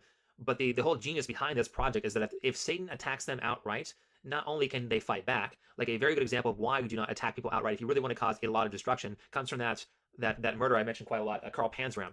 Carl Panzram had big plans to cause world wars and bomb trains and do all this ridiculous stuff. But his big problem is that he was too outright with violence. He would go to jail for burning down a church or stealing something, or he would break out of jail because he's broken out a lot of prisons. And, a week later, a month later, maybe probably not even more than a year later, he would go right back to prison for committing a different crime. And so he could never fulfill his actual dream, which would be to kill every person on earth, because he kept going back to jail for being outright violent. The trick to this is to be violent covertly, because if you're violent covertly, in the case of Adam and Eve, Satan does not have to outright attack them. They actually just harm themselves. And a perfect modern-day example of that is feminism. I mean, look at what feminism has done to the family by creating movies, creating political campaigns, creating bumper stickers and button pins and voter cards and shit like that, all praising how great it is to be a strong and independent woman who doesn't need a man. So women... Yeah, you don't need a man. You need all men, because feminism is going to make you a corporate wage slave that is dependent on the government for existence, because working for your family, that's slavery. Working for a soulless corporation, that's freedom. And yeah, overtly versus covertly, it's like, yeah, it's more effective to be covert. Because if you're overt with your actions, people can see that and respond to it. And you're going to get more pushback and resistance to it. Like, if you're going to give somebody poison, you don't tell them it's poison. You tell them it's candy. You tell them it's wonderful. You tell them it'll enrich their lives, enhance their experiences. You tell them all the wonderful shit it will do. And you don't tell them the negative shit. Or you purposefully omit that kind of stuff. It ain't no fucking grand revelation that you needed to read Saul fucking Alinsky or Paradise Lost to do. I don't know. To me, this just seems like basic common sense. If I needed to read a book to figure this shit out, I've long forgotten which book it was. Because it seems to be such a common idea. Women's biggest limitation, or women's biggest check in life, is that, despite the fact that they have this wonderful power called birth, they're always reliant on the male to produce things for them while they're pregnant or in Yeah, they also require a man's sperm. Women can't just have babies whenever they want. They need a man to do that too. Like the human race still goes extinct in an all women society just as much as it does as an all man society. Just in an all women society, it goes extinct way faster. General, because a lot of women don't have the drive to become successful business people or to become hyper skilled at something to the point where you're getting paid a lot. So they have to rely on a man. And so feminism says you don't need a man if you just take up feminism. And look at how much evil that has been allowed because of that. Look at, I mean, probably the best example of this is the black community. The black community, which was doing quite well in the 50s, right after the civil rights movement, or even probably a little bit before the civil rights movement. They introduced feminism into those communities. Now, instead of having intact together black families that are doing quite well, we now have 70% single motherhood. We have 13% of the population. It's not just, oh, they introduced feminism. Like, no, the government straight up said, here, black women, we'll give you money if you kick the man out of your house. Like, feminism is the fucking cover and the explanation, and the government is the fist. Feminism is the velvet glove that the fist is wearing. That commits half of all the violent crime and is just literally devastated that community. And they get away with it because they made single motherhood look attractive. They get away with other things too. They get away with white. No, they made single motherhood financially viable. Collar crime too, because they say you don't need a man or you don't need no man. You need a man like a fish needs a bicycle. Yet a lot of single mothers are complaining that they need welfare because they don't make enough. And look what welfare is. If women aren't making enough money to sustain themselves, it means men have to be doing that. If there's a wage gap where women make 70% less or 30% less than what men make, and taxes are progressive. No, they don't. They make that much less because they don't work as long or as hard, nor pursue careers as aggressively. When the jobs of most women are paid for by the tax dollars of men, yeah, you're not going to get paid the fucking same because a man not only has to work hard enough to earn his own wages, he's got to earn your wages too, and then have them robbed at gunpoint. That means men are basically paying either most, if not almost all, of the welfare based on those principles. So the woman who needs no man is using a man. And by the way, the man who pays the welfare doesn't have a choice in that. So not only have they done things like destroy the family, especially like in the black community, but they have just allowed mass theft from men through income taxes for whatever service they make up, tomorrow. So if we ever got universal health care, they would just make something out like we need universal schools or we need universal internet, so we need universal food, whatever shit they. Well, now they figured out that, hey, we need to support foreign wars. That's why we need to take your money. They think up next, it would just be more and more and more, and it would just allow more theft. And the way they would get away with that is they'd sit there and make those things look as attractive as possible by using speech. Because look at what's happened in the past 3 or 4 years, or maybe 5 or 6 years, maybe since 2014, is that people have been figuring out that these things are lies because of the internet. Because well, when we had this thing called the internet, you can take a video of what happens, like that MAGA hat kid event where they said that this racist teenage 16-year-old Trump supporter had this spat with an Indian, and he laughed at this Indian creating his doing his native chants in front of this demonstration, when they completely ignored, if you zoom out for a second, that there is a group called the Black Israelites who sat there and shouted a ton of racial slurs at the white kids. When a black person came out to defend the white kids, they shouted a ton of racial slurs at the black person. And, well, if you have free media like we have now, you don't just get the part where the kid smirks and you can call the kid a racist and dox him and threaten to kill him. You get the part where the black Israelites are shouting shit at them, and now we've got the full story. Now you can't lie anymore. And so because you can't lie anymore, they're... Oh, no, you can lie because plenty of people don't care about the truth. Like, enough people do not care about the truth. They just want their narratives reinforced, and they're going to ignore any sort of contradictory information. You can still lie. Like, yeah, sure, some people who care enough to learn the truth are going to learn it, but it's not going to be enough people that are actually going to do anything. So what's the point? Like, what's the problem?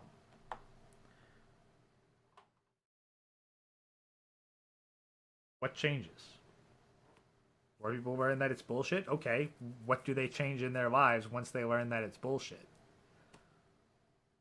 Well, I suppose we have, like, legacy media is dying, sure, but a good chunk of the population that's actually got the money and power and could do something to change it, they're just plugged into the lies, and they don't care about the truth. They just want to live their comfortable lives until they die of fucking heart failure or some shit.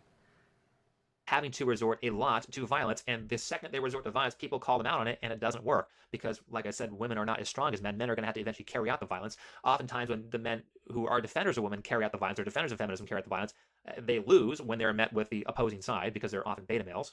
And well, you can just take Antifa as an example of that. I mean, I think it's been the case that every single fight. That's what the cops are for. The cops have the monopoly on violence. Like, it's not the fucking protesters versus the protesters. It's the cops who enforce the actual violence. Like 100% of the fights that Antifa has initiated, where they did not sucker punch a person, or they did not smack with a bike lock, or hit somebody while they were doing an interview, every one of those fights where people had the chance to fight back, Antifa lost, and lost by a lot. But that's a societal level, so let's bring this a little bit more close to home. Let's bring this on the local level. And to do that first, I want to talk about Jean Piaget, who is a very famous child psychologist. And Jean Piaget discovered that when you develop mentally, you develop by learning things that are concrete before you learn things that are abstract. Now, concrete has to do with a physical object. An abstract thing has to do with an idea. Groundbreaking. It's easier to learn about something that's actually tangible than something that's intangible. Something you can hold in your hand is easier to learn than a fucking abstract metaphor. Holy shit. You need a fucking PhD to put that together.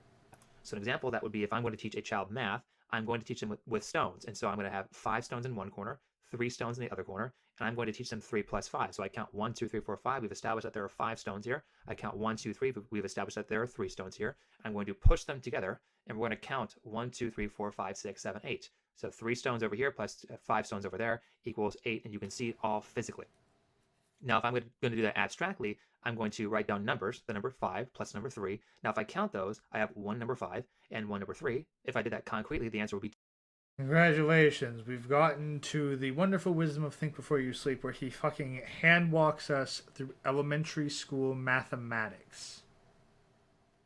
Keep in mind, the title of this is How MGTOW Overcome Evil Women, and we're learning fucking grade school math. Like grade 1 math. Like, this is shit you should know by the time you're fucking 7. 2, which is incorrect. But if I do that abstract, if I realize that the 5 represents the 5 stones and the 3 represents the 3 stones, I can do that and get the correct answer of 8. And the reason that you want to do abstract thought is because you can do vastly more powerful things with abstract thought. If I have to count 100,000 stones plus 43,584, and I'd add those by counting those stones, that would take me like a week to do that, and I'd probably get the answer incorrectly a bunch of times because of user error. But if I do that same problem with abstractions, I can solve that problem in literally 5 seconds, very easily. And so because people learn like that, because people learn concretely to abstractly, you're going to understand things a lot better on a concrete basis. This is going back to the metaphor, why metaphors work. It's because I'm communicating to you on a very basic, concrete level as opposed to getting the abstractions. Yeah, because you think that you're so smart that everyone else is on the brain level of literal children. So when you talk about a local relationship, and let's say a woman wants to steal a man's money. So here's how she might plan that out. She finds her target. Let's say she's gotten too old. She's in her 30s, like 32 or so, and she can't get her alpha male chat anymore because she wasted her years, or she kept picking guys that cheated on her because those guys have options, and they're not going to choose her because they can get any girl they want. So what she's going to do is find her accountant, find her guy that makes money, a guy who's not too... Find her popular YouTuber. Too used to women who she can easily manipulate. And during that time, she's going to be all nice. She's going to do the mirroring thing where she potentially likes everything that you like, and everything's going to be great until you sign the contract.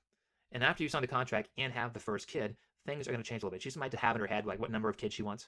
So the answer might be 2 or 3. And once she's done that, she's going to have broken you down. She's going to have housebroken you. She's going to make sure that you do your equal share of the dishes, or that you take her out to dinner once a week, or whatever she wants to change you into. And once you've accepted all that, once you are no longer attracted to her, she's going to start throwing out manipulations. And especially if you already had succumbed to one of her previous edits, she's going to just nag you and nag you and nag you until you finally agree. And eventually, after like 5 or 6 years of this, you're going to realize that the nagging's got so bad, you're going to look at yourself and you're going to say, hey, I'm way stronger than this person. And eventually, what was a little bit of nagging is going to turn into shouting matches. What was just shouting matches is going to turn into physical violence. And on her level, she's working on the abstract. And then the cops show up, and you decide whether or not your fists can beat 30 rounds of lead. Abstraction. She's working on emotional abuse, emotional manipulation, and the kind of the higher level stuff. And remember, just like in math, we can do a lot. Or you end up on an RPM episode of Hockey Mask Time. You know, one of the two. More advanced things in abstract. We can solve bigger problems and make bigger leaps forward. She's doing the same thing. But you, the male, are seen on the... Yeah, I mean, some of them might plan that shit out well in advance. Others will just fly by the seat of their pants and go with their moment-to-moment emotions. concrete level. And one of the good things about the concrete level and her advantage is that it's very easy to see what has been done. So if she's talking to you abstractly, very hard to see for people, especially if they don't know your situation, you start attacking them concrete or start attacking her concretely, they can easily see what's going on there. And so she manipulates you emotionally, which cannot be seen. You abuse her physically, which results in bruises and broken bones and broken fingernails and whatever can be used as physical evidence. And now you're the one who's in trouble, despite the fact that she. Oh, heck, or she can just, hit herself with a hammer a couple times and call the cops. He's been abusing you for the past 7, 8, 9, 10 years. And you think of all the terrible things that women can do with abstractions, like a woman can pretend that she forgot to take her birth control. She can sign you on to multiple kids. And hey, guys can be basically charged with emotional abuse too. Like, she's not just saying like, oh, here's all the physical evidence of the damage. No. She's 1000% fucking talking up how abusive you are and building this whole fucking narrative long before any damage appears. Even if you never fucking touch her, she still made you out to be a villain in the abstract long before anything concrete shows up. So, yeah, once again, full of fucking shit, Sean. But 4 minutes, guys. We're only 4 minutes from the end here. You didn't want. Like, I've listened to stories of plenty of men who did not want children. Oops, I forgot to take my birth control. Now we have a kid. Oops, I forgot to take my birth control again. Now we have a kid. And imagine that you agree. Wear a fucking condom. Like, quite frankly, if you are not planning on having children with that woman, you gotta treat your sperm like it's a fucking biohazard. Like, you keep that shit fucking wrapped up constantly. Every single time. Doesn't matter. Wrap that shit up always. And then that shit either goes down the fucking toilet or you put some fucking hot sauce in it before it goes in the garbage. You got to make sure that stuff cannot be used. Like, I think the ultimate example was this one fucking dentist who patient gave him a blowjob, spat it out into a cup, and then when he wasn't looking, she put that up her cooter and got pregnant off him, and he was on the hook for fucking child support. You gotta keep your shit fucking on point. Your sperm is valuable, gentlemen. You gotta look after that shit. So if you haven't had a procedure to make sure that you're shooting blanks, you gotta treat that like a live fucking grenade at all times.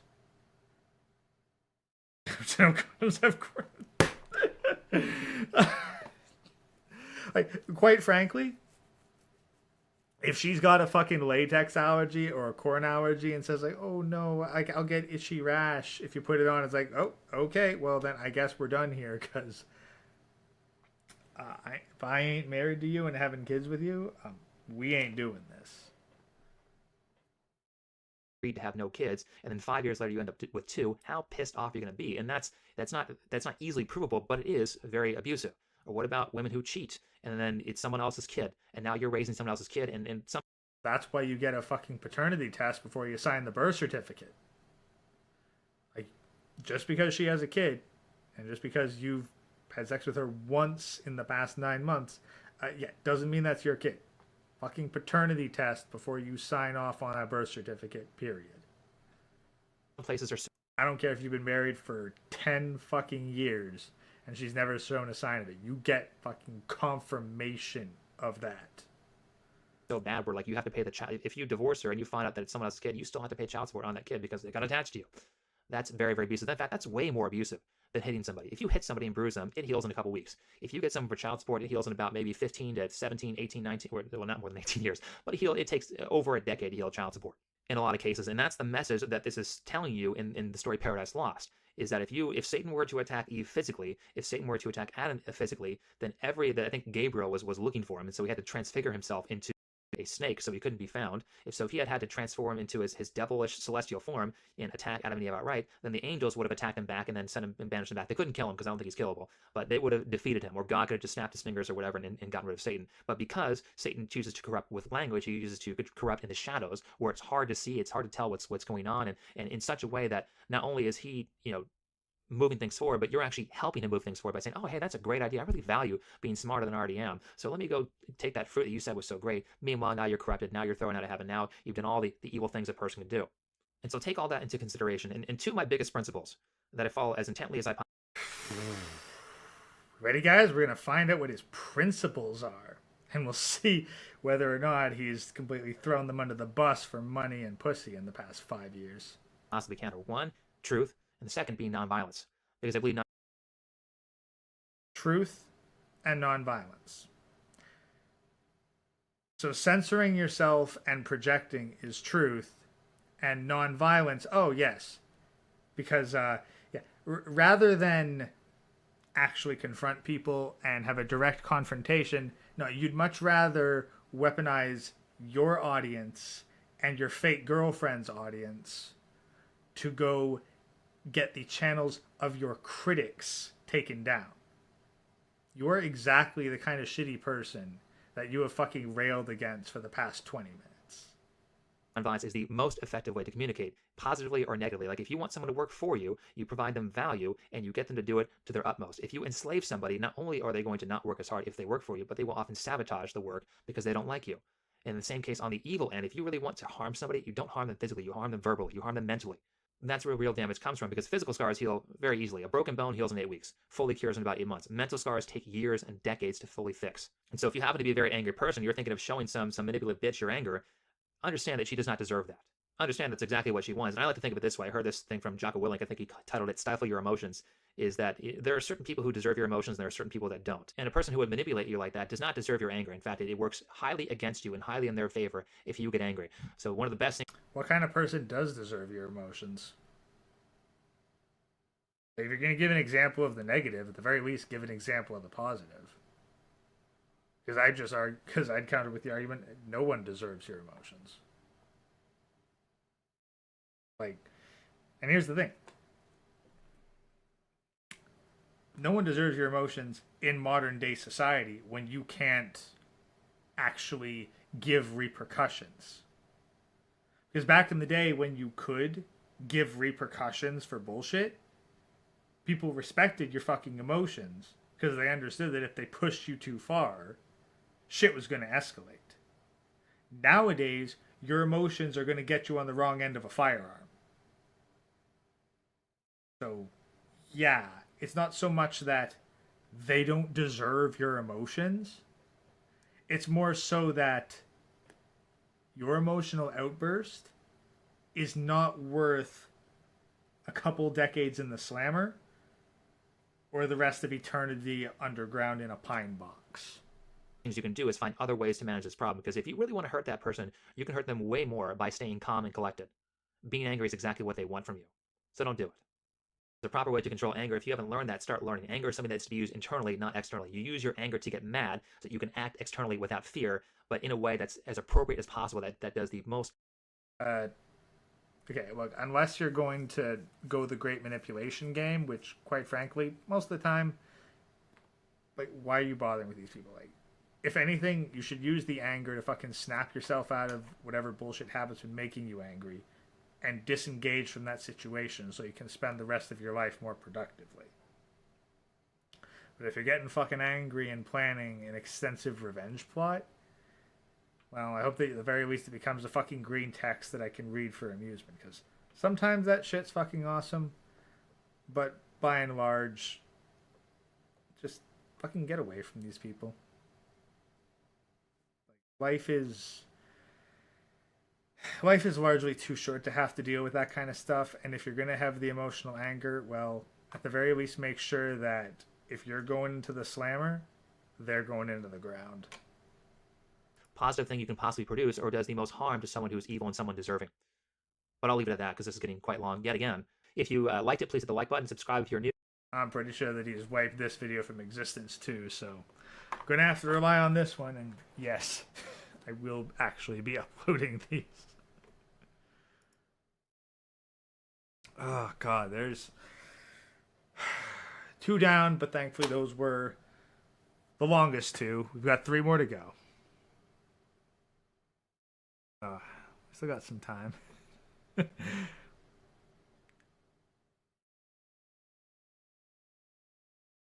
Thanks for the memes, Ivan.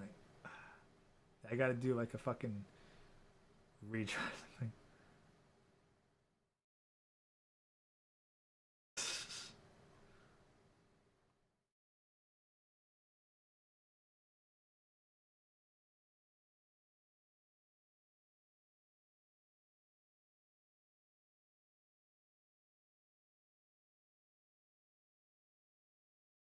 Oh god.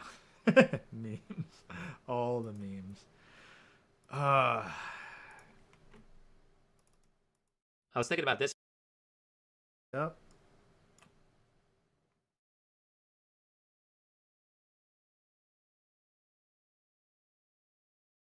I did not.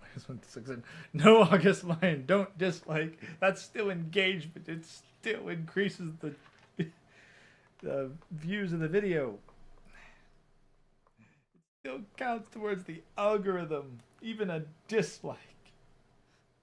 Like, as far as I'm concerned, a dislike is what you give to a creator you support when they create content you do not wish for them to make again. Like, that to me is how the dislike is best used, because the dislike is still a show of support via engagement.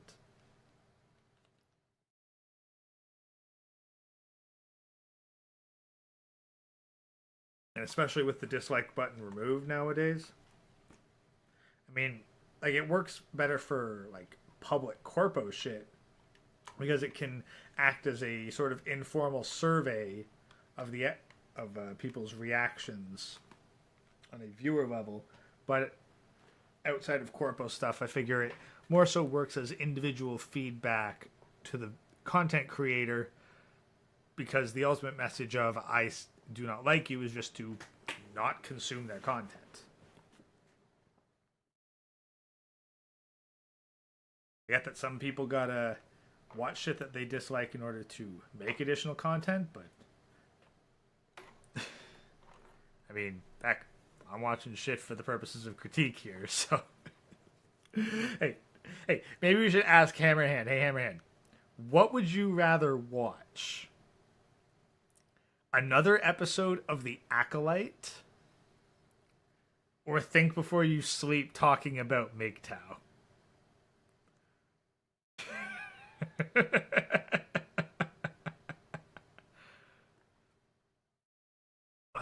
Anyway. Alright, well, this next one's only 21 minutes. So, let's hop right into it. We are continuing our exploration into the deleted history of Sean, of Think Before You Sleep, with episode 71. Don't tell people you are a MGTOW. Let's see if he gets the actual point by the 10-minute mark. I was thinking about this today and how, basically certain companies will lie to you to sell a product. Now, not all companies do that. In fact, we would hope that the ones that do really well are the ones that are honest, though. If you count lies by omission, I'm pretty sure every company lies to you to sell a product. I don't know if that really matters. Like, when you're running for president, it doesn't matter how good you are as a candidate. It matters how well you play the game. And this is why Trump won the presidency, because he just played the game better than Hillary did. And, well, certain companies will use that. I'm pretty sure that most of America would be in agreement that Trump was actually a better candidate and a better president than Hillary. Principles, like, one of the things you want to do to play the game when you're selling a product is to find out what your person wants and give that to them. So if I'm going to sell a supplement, I would... Oh my god, what a novel concept. If you want people to part with the product of their labor, you have to create something that they want in exchange. And if you offer what people want, then people will give you what you want in exchange for it. Mind-blowing revelations, guys. We're only 30 seconds in. Say things like, well, do you have brain fog? Are you just kind of out of energy? Or are you tired all the time? And things that are generally signs of depression, because that's who's going to buy your product, is going to be dumb enough to buy your product. And you'll sell them some pill. It could be, I don't know, fish oil or some other vitamin supplement, I guess, Centrum. Do depressed people tend to have a lot of money? I don't know. I wouldn't.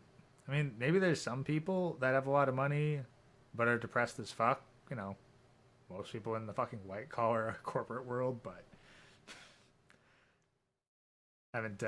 haven't been in the corporate world for many years, so I wonder if it's still as soul crushing as it always has been.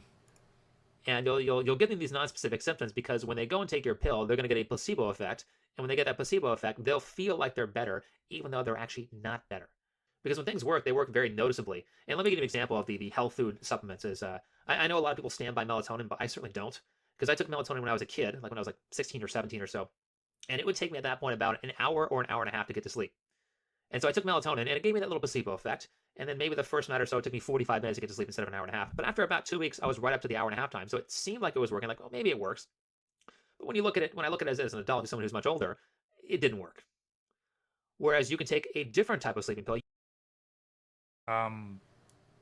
Did it have an objective change in your sleep schedule?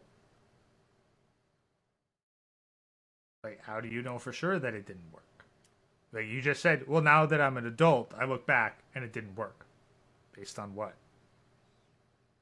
You could take a Vicodin, and that shit will put you right out. And it's very apparent that Vicodin works because when you take it and when you take other sleeping pills, you go to sleep. In fact, if you take enough of them, you won't have a choice. By the way, if you are having trouble sleeping, here's how I figured this out. Because I used to spend an hour and a half, 2 hours, 3 hours every single night not being able to go to sleep. And not only is that frustrating, it's a massive waste of your time, especially if you're trying to be efficient as an adult.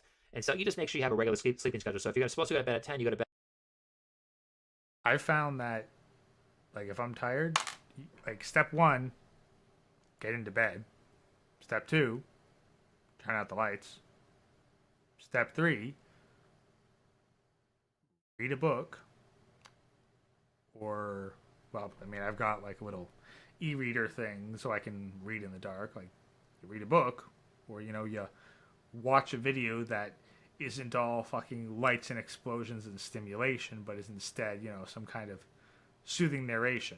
I've found certain, like, game challenge videos to be weirdly soothing and sleep-inducing. At least recently. I found a bunch of weird videos to be sleep-inducing, but point being, there's ways to work in the fucking sleep schedule rather than, oh, hey, let me find some fucking pills to take. At 10 every single night because you'll train your mind to do that. And by the time it's 10 o'clock, you're... What the fuck? What kind of life do you live where you don't have a somewhat regulated sleep schedule? Like, here's the thing. Get a job that requires you to actually be up at the crack of fucking dawn instead of one that requires you to attend a 3-hour class at 2 in the afternoon. Super tired. You make sure you're not taking tons of naps throughout the day. If you are trying to reset your sleeping schedule and you take a nap that day, you're not going to fall asleep. So if I have to go to bed That is actually a bit of a tip for jet lag. Like, if you want to avoid jet lag and help reset your sleeping schedule, like, say you, I don't know, leave in the afternoon of one day. Like, this happened when, like, I flew out to Rome. Like, got to Rome, technically had been up for ages, but it was like, no, go through the full day, like, even being tired, go to bed at the appropriate time, and that will start to set your sleeping schedule to the local time, rather than going there, taking a nap, and then waking up in the middle of the night. So, I mean, that can help, but... normally go to bed at 12 and I have to change my sleeping schedule to 10 o'clock. When I'm going to go to bed at 12 my regular time, or I'm going to go to bed later, so I'm even more tired. And the day of my new work schedule, I work the whole day on the lesser amount of sleep, on the 5 hours of sleep or whatever I got. Don't take a nap when you get home. Then you'll be tired enough to go to bed at 10. That will reset your sleeping schedule. Also, taking care of psychological problems can be a big fix for that as well. So that... yeah, here's one tip to taking care of your psychological problems. Don't be a vegan, because vegans tend to have a lot of psychological problems. That's where I'd work if I was having trouble sleeping again, is make sure you have a regular sleeping schedule, fix all your psychological problems, and don't take naps in the middle of the day, because that will harm your sleeping schedule. Anyway, speaking of things that work and don't work, I mentioned that because this is how I figured out how groups work, how groups form, how to lead groups, is by looking at things that work and looking at things that don't work. The things that work will work very apparently. The things that don't work will kind of be like, either they flat out don't work, or they'll be kind of like, well, maybe it sort of works kind of really. If you're saying that's probably not working. But I was just listening to a video on the immigration crisis, which I'm saying with air quotes that you can't see me, because it's not an immigration crisis. It's an illegal alien crisis. People in general do not have problems with immigration. They have problems with illegals, or they have problems with people who are messing with the culture. Like, I've studied... Remember, we are, again, episode is Don't Tell People You're a MGTOW. Almost at the 4-minute mark, still hasn't mentioned it, so I imagine he'll get to the point at some point. I'm willing to bet he fucking just turns on the microphone, rants into the microphone until he runs out of steam, and then whatever the last half of the video was about, he decides, I'll make that the title, and then he uploads it. In Japanese for the past 4 years. Well, technically, I think at this point it's been 13 years, but it took a very And no one has a problem with immigration. It's like, Sean, just because you're not aware of the people that have a problem with immigration does not mean people don't have a problem with immigration. It just means that you're ignorant. Much like you saying that no one was critical of South Park despite them being controversial. No, you were not aware of the criticism of South Park. That's the thing. Like, you keep stating your subjective experiences as though they are objective truth. Because you live in a fucking bubble where you talk at people, not to people. very, very long break. So I'm going to say it's 4 years. And when you look at Japanese culture, when you look at the Western perspective on Japanese culture, they will often say that Japanese people are very, very racist. And I want to separate some of these terms because I think racism is a word for people who say things that they point out racial differences and they are violent as a result. Because that's the thing that we're fighting against with the civil rights movement. We were fighting against all the government programs that were prejudiced against black people. So I wouldn't call Japanese people racist, but I would call them very ethnocentric. Can you name those? Like, honestly, like, with the amount of shit that I hear nowadays, it makes me look back and be like, what the fuck were they actually fighting against? Like, what were these actual policies? Could they have actually been a thing? Sure. I honestly don't know. But considering that I've actually heard people say, like, oh no, shit's not much better now than it was 50, 60, 70 years ago, I look back and go like, if you living in the modern day think that you're just as oppressed as you were 70 fucking years ago, then the shit 70 fucking years ago was nowhere near as bad as I've been led to believe it was. And there's a certain part of that it's correct in group formation is that you have to have a certain sense of cultural values. And the best way to tell if you have the same cultural values is to look exactly like every other Japanese person. If I see that you're black or if I see that you're white and No, the best way to show that you have the same cultural values is to act in accordance with said cultural values. It's not looking like them in terms of fucking skin tone and shit. Like, if you take an Americanized Southeast Asian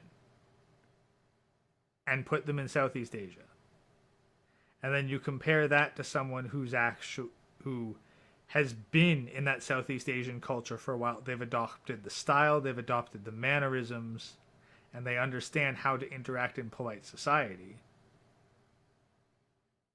I'm pretty sure that they're going to look at skin tone second and demeanor and attitude first.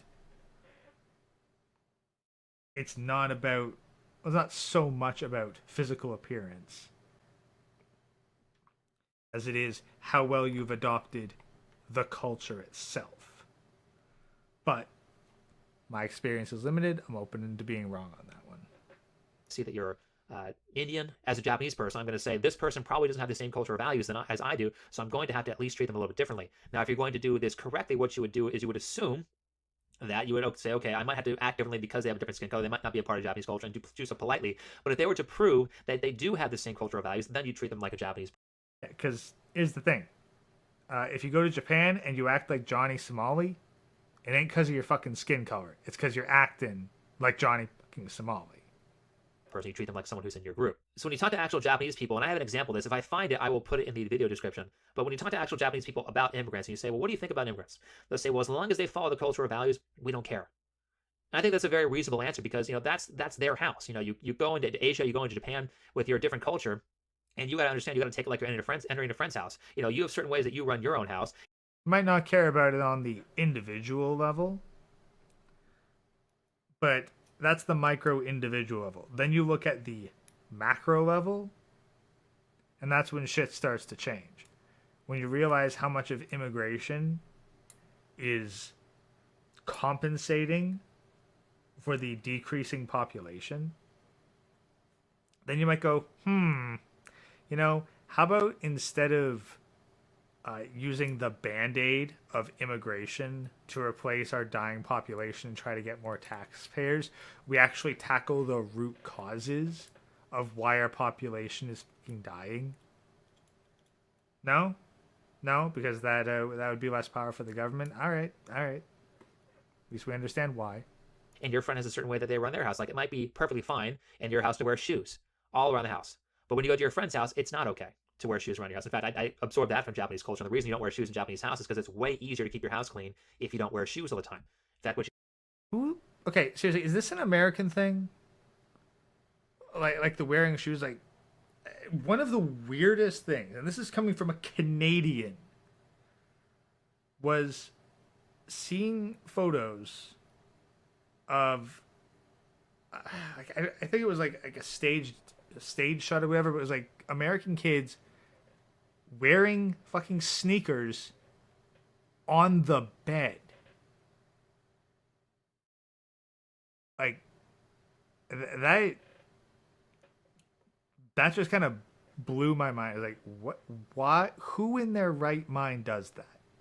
Like, it's not fucking comfortable at the very least.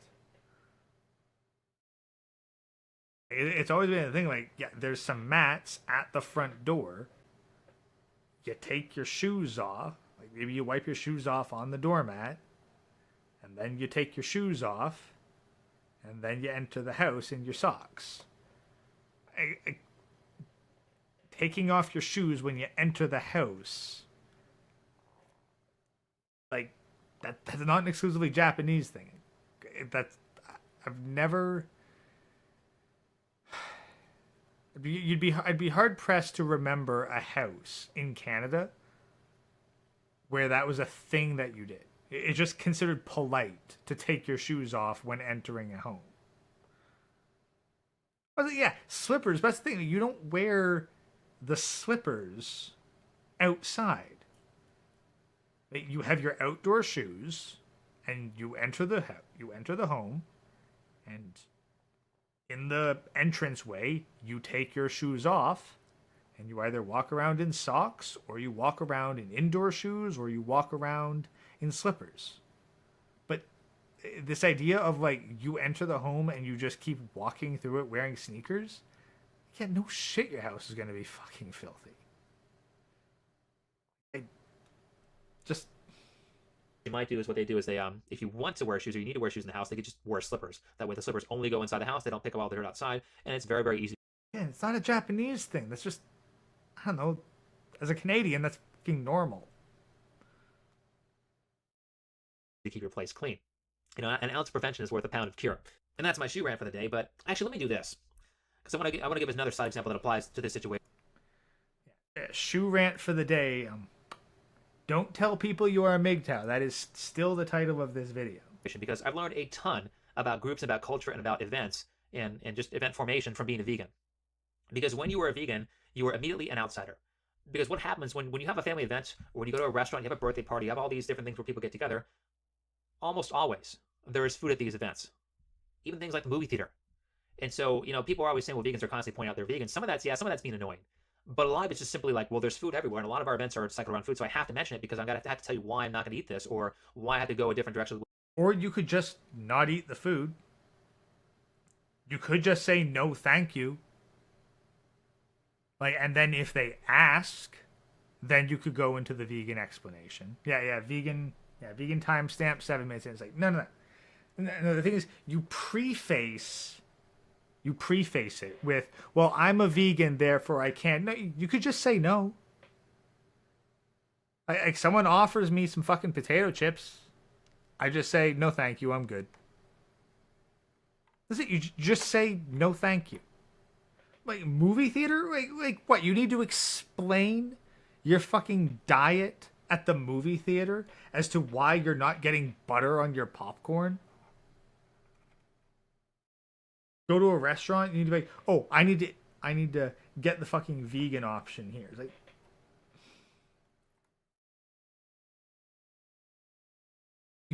you don't have to explain you're fucking vegan for everything. You just make your fucking decisions. Most people don't give a shit. Like, if someone asks you why, sure. But if you don't fucking preface it with, well, I'm a vegan, therefore, then you'd be surprised how little you would have to mention that you're fucking vegan. But no, that's the thing. Vegans want to tell people they're fucking vegan. With my food. Now, if you've been vegan long enough, or if you've been vegan gracefully long enough, people will no longer sigh when you say that, because what you're going to have to do is you're going to have to learn how to get things right. And one of the rules I have now when I go to family events, or now when I go to restaurants, is if I'm going to sit at the table, I have to eat. Because a lot of times what would happen is that people would invite me to things. Oh, well, we're going to go to this. We're going to go to Joe's Crab Shack or whatever, Red Lobster, whatever restaurant that includes pretty much only meats. And you just, you don't have to eat. Just kind of sit at the table. And I would say no every single time to that, because it's like, well, what am I going to do? You guys are all eating. I don't get to eat. One, I'm probably going to be hungry. But two, it's fucking awkward being around people who are eating, and you're the only one who's not eating. You're the outsider. There's a social anxiety about that people have, whether it's the people who are the ones who are eating. You could just not go to these events.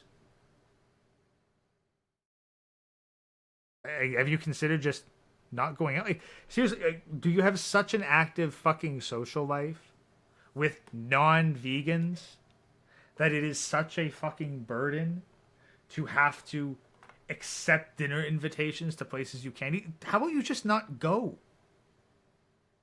And again, like you've mentioned, movie theaters. What, you got to turn down the fucking popcorn? What, are Skittles not fucking vegan enough for you? Gotta go to a Red fucking Lobster. It's like, get a salad. But just, you fucking vegans, like, basically the definition of fucking first world problems. Like, oh, I have self-imposed dietary restrictions for the sake of appearing virtuous.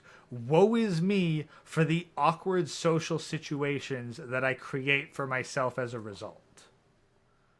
Or the person who is not eating. And whether people are consciously aware of this or not, it's going to affect how they treat you, even on a very simple sense. Well, it's like, if you have a family event, oh, what's Sean going to eat? Or what's the vegan going to eat? What's the paleo person going to eat? And because every time they want to invite you to something, they're going to have to figure that out. And so, yeah, I never fucking worried about that shit, because I would not invite someone vegan. Be like, look, you're just gonna, like, you're vegan, you're going to be a fucking pain in the ass to deal with. So I ain't bothering with you. a lot of times they just won't invite you. Exactly. Just don't be invited. Guess what? That's the price of being a fucking vegan, is social ostracism. So if you're doing it to be social, go fucking socialize with these vegan people, because there's a fucking vegan community. So you're like, oh, well, those people are fucking insufferable to be around. Yeah, just like you. You are insufferable to fucking be around. So go hang out with the other insufferable people. Or you can go about it this way. You can go about the rule that I have is, if I show up to the table, I have to eat. And so no matter what restaurant we go to, no matter what family event I have, no matter where I am with my friends, either I am going to be take care of myself, where I go to a restaurant, like today is Mother's Day, and we went to a restaurant that did not have any vegan options. In fact, I had a couple breakfast options. I tend to hate breakfast meals, but I had to basically... They didn't have fucking bread? Oh, it didn't have any vegan options. You tried ordering bread? Just bread? take 3 different meals and put them all together. And if you do this correctly, a lot of times you'll actually get a meal that looks better than what's on the menu, because I'll get like big fruit displays or big... Yeah, it's gonna fucking cost a hell of a lot more. You telling me that a fucking breakfast place couldn't get you some fucking pancakes with like some fruity shit on them? big salad displays and stuff like that looks very colorful and great. Or what? Was there egg in the fucking pancake batter, and so you can't have that? And people often compliment you if you get that right. That doesn't happen every time, but it's kind of nice to not only succeed at the restaurant experience. I went to a place that does not serve specifically vegan food, and I figured it out, and then also get complimented for your food choice. That's going to make you look a little bit better in the eyes of the group that you're in, and it's going to make you more acceptable. And you may very well know a person who does not have the courage to do this. I mean, you might know an annoying vegan. I've known a lot of annoying vegans. Yeah, I'm listening to one right now. Someone who's been a vegan for a while. You might know, even something like this, like you plan this big meal for Thanksgiving or for Christmas, and then everybody's on a diet. Isn't that annoying? But that's not a problem with my family. That's not a problem with my friends, because I take care of it. When we go... The fuck are you hanging out with in your social life? Seriously. Again, this sounds like a bunch of fucking made-up hypothetical shit. Because, let's be honest, guys. We've seen Sean quite a bit. Has he ever seemed like the kind of guy that has a large friend group?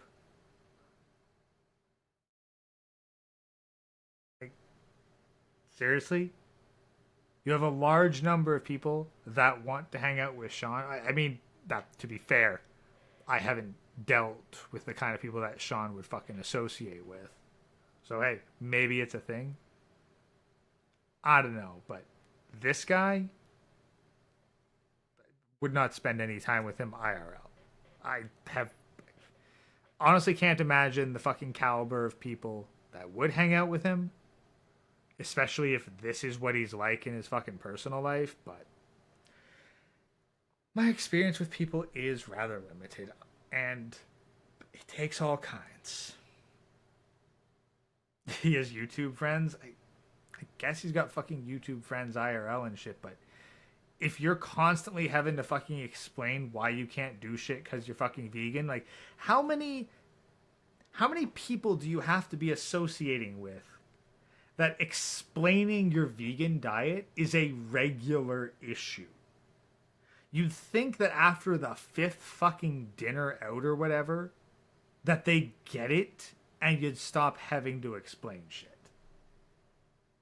Go to a restaurant, we either go to a vegan restaurant, we go to a restaurant with vegan options, or if the restaurant has no vegan options, I will figure something out. Like I had to figure out today. All restaurants have like avocados and fruit and potatoes and stuff like that. And so even if Oh yeah, saw a headline today in a compilation that apparently avocados might not be vegan. I have no idea how that's a thing, but I know very little about avocados. So just one more thing to make me question whether to laugh or cry. you're at a steakhouse, as long as they make the food there, like I went to Olive Garden one time and I remember I found out they don't make the food there, which was very hard to find something that was vegan on that menu. But as long as they actually cook the food in the restaurant, you can find something. They don't make the food at Olive Garden? I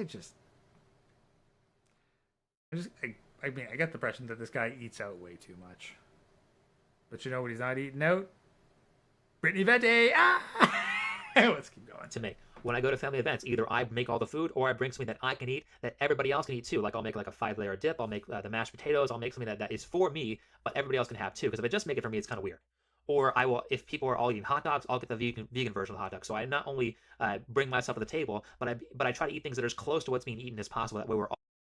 I'm being so socially awkward that you have to be doing something to fit it. It's like,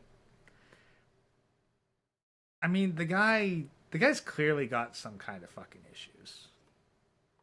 Well, some kind. The dude's clearly got a lot of fucking issues. I was like, I don't know. Maybe I'm just built different, but never really felt that much pressure to fit in. Like, I'll strike up a fucking conversation with a random stranger over whatever, and I can have an enjoyable conversation. But, like, 9 times out of 10, like, if it's a fucking social situation, I'll make the conversation where necessary in order to be like, oh, hey, I'm going to acknowledge that you're there and have a discussion with you. And then I'm going to get back to reading my book that I'm actually somewhat invested in, but I'm still going to engage because I'm around you and carry on the conversation. Like, I don't know. Never tried the whole vegan thing. Never tried to make it a big fucking deal. But yeah, like this fucking arbitrary diet restrictions, like, it's one thing when you're allergic to something. It's another thing if you're just being a fucking dick about it for some sort of imaginary social clout. Like, it ain't like this is fucking Scott Pilgrim where being a vegan gives you fucking psychic superpowers, okay? Like, you're just being a fucking pretentious prick. All in a group. We're all doing the same activity, so we're all in a group. If we're all doing different activities, there's no point in the group forming. And that's essentially the issue with immigration now. This actually applies. Now we've circled back to immigration. Okay. But only about halfway through the video here. To illegal aliens and immigrants who are not illegal. So I've seen this happen with both groups. Well, you can look at it this way, because like I said, immigration can be a very positive thing. Like if I'm going to go to Japan, and I've been studying Japanese for 4 years, and I go and move there permanently for the rest of my life, I'm going to learn the culture. I'm going to make sure my shoes are off inside. I wear the slippers. I'm going to not eat while I'm walking. They have a problem with that. I'll wear a mask if I'm sick and do all the things culturally that Japanese people do. Yeah.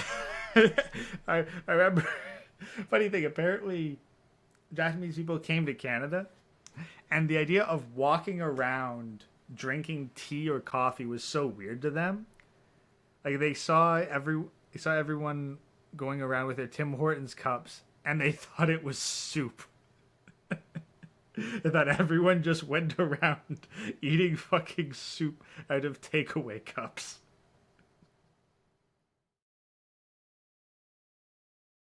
Wow. Shit's funny to me. And then after I've absorbed the culture, after I've earned some street cred, I might say, hey, to my Japanese friends, all these things are really great about Japan. And I might not even have to say this, I might just lead by example. They might just say to me, hey, you follow the Japanese culture really, really well, but there's one thing that I like about you is that you're a lot more honest than a Japanese person is, because that's an Who the fuck has conversations like that? Oh, wow. You have really absorbed the culture, and I appreciate this quality about the culture for you. Like, Sean, have you actually interacted with human beings? Like, seriously. Like, the way you fucking describe conversations, I actually have to wonder if you have a social life or if you just have schizophrenic episodes and dreams that you confuse for reality. issue with their culture. They tend to not be honest. They tend to not show how they actually feel, whereas American people tend to show how they actually feel. And so what might happen is that the Japanese people who are my friends point out, hey, I really like that. I see how effective it is with you. Let me take that and we'll change the dominant culture. By doing that, you've absorbed all the things that are Nobody talks like that. Nobody has that kind of conversation. That is like one of those fucking stories that ends with, and then everybody clapped.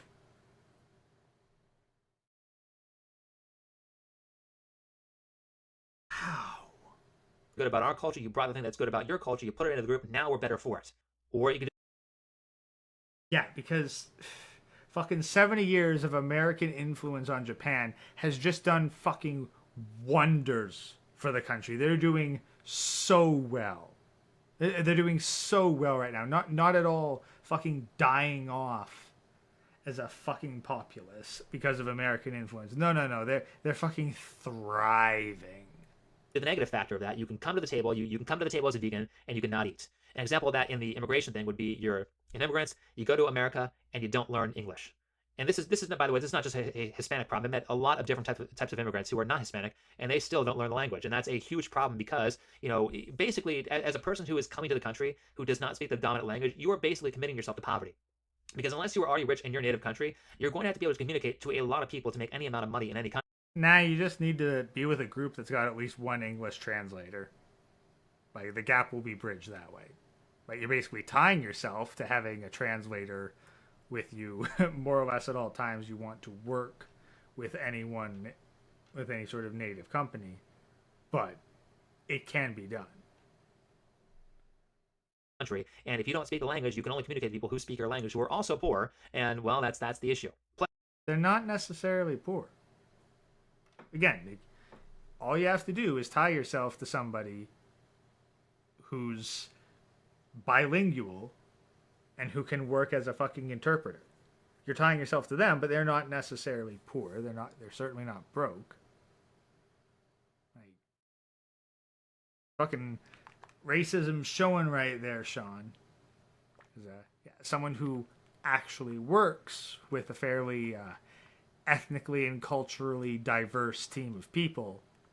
Yeah, I see people who have the fucking problems, and you know what? They do actually make an attempt to learn the language as best they can for clarity of communication. And in exchange, hell, I'll learn a little bit of Spanish to try to make it easier, because you know what? They seem to enjoy me speaking Spanish. I enjoy them speaking English. Shows a bit of trust and camaraderie that, hey, I'm not inherently going to lord fucking English over you too. I'll make the effort. So, I don't know. To me, there's a bit of mutual respect, but in general, yeah, you should try to learn English if you come to Canada. But, I'm not going to make you learn French, especially not Quebec French. To any native person, you now make it a pain in the ass to talk to you, which means that they're not going to want to interact with you as much. And so in that case, you're coming to the table and you're not eating. Or you could do something worse. You come to the table and let's say that if you had a vegan family member, they might have done this. We're going to all eat turkey for Thanksgiving. But there's a vegan in our family, and they're really insistent. They're a bossy vegan. They're annoying. And so what they're going to do this year is we're not allowed to have turkey this year because we have to impress the vegan at the table. No, they're just not going to invite the fucking vegan. They're going to be like, look, you're going to make Thanksgiving dinner fucking bullshit, and we'd much rather not have you here. Like, why the fuck would you go out of your way to fuck with everyone else's Thanksgiving just to make one asshole feel better? We're going to have tofurkey turkey because I came to fucking dinner.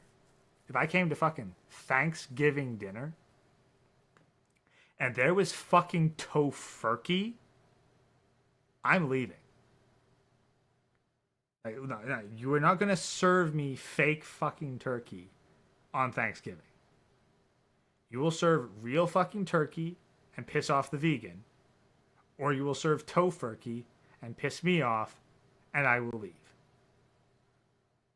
Like, no. Fuck that. I am not going to eat fake meat to please somebody who's fucking virtue signaling by not eating real meat. They can shut up. They can go away. They can fucking starve. I'm not compromising my fucking diet for somebody who wants to fucking compromise their bullshit and force it on everyone else. Fuck that. tofurkey turkey is just as good as regular turkey, and if you've ever had... No, it's fucking not. Tofu is not fucking meat. Tofu is its own fucking food. Fuck. What? I do not want to hear a fucking vegan's opinion on what is just as good as meat. You have not had fucking meat in ages. You don't know what real fucking meat tastes like. You are not the kind of person who can say what is. You know who's a good judge of what is and is not as tasty as meat? Someone who actually eats meat, i.e. not vegans. And guess what? If tofurkey was really so fucking good that it was indistinguishable from regular meat, then non-vegans would eat that shit. But no, only vegans eat that shit. No one would eat tofurkey were it not for dietary restrictions. Tofurkey turkey. If you have the extra money, it's quite expensive.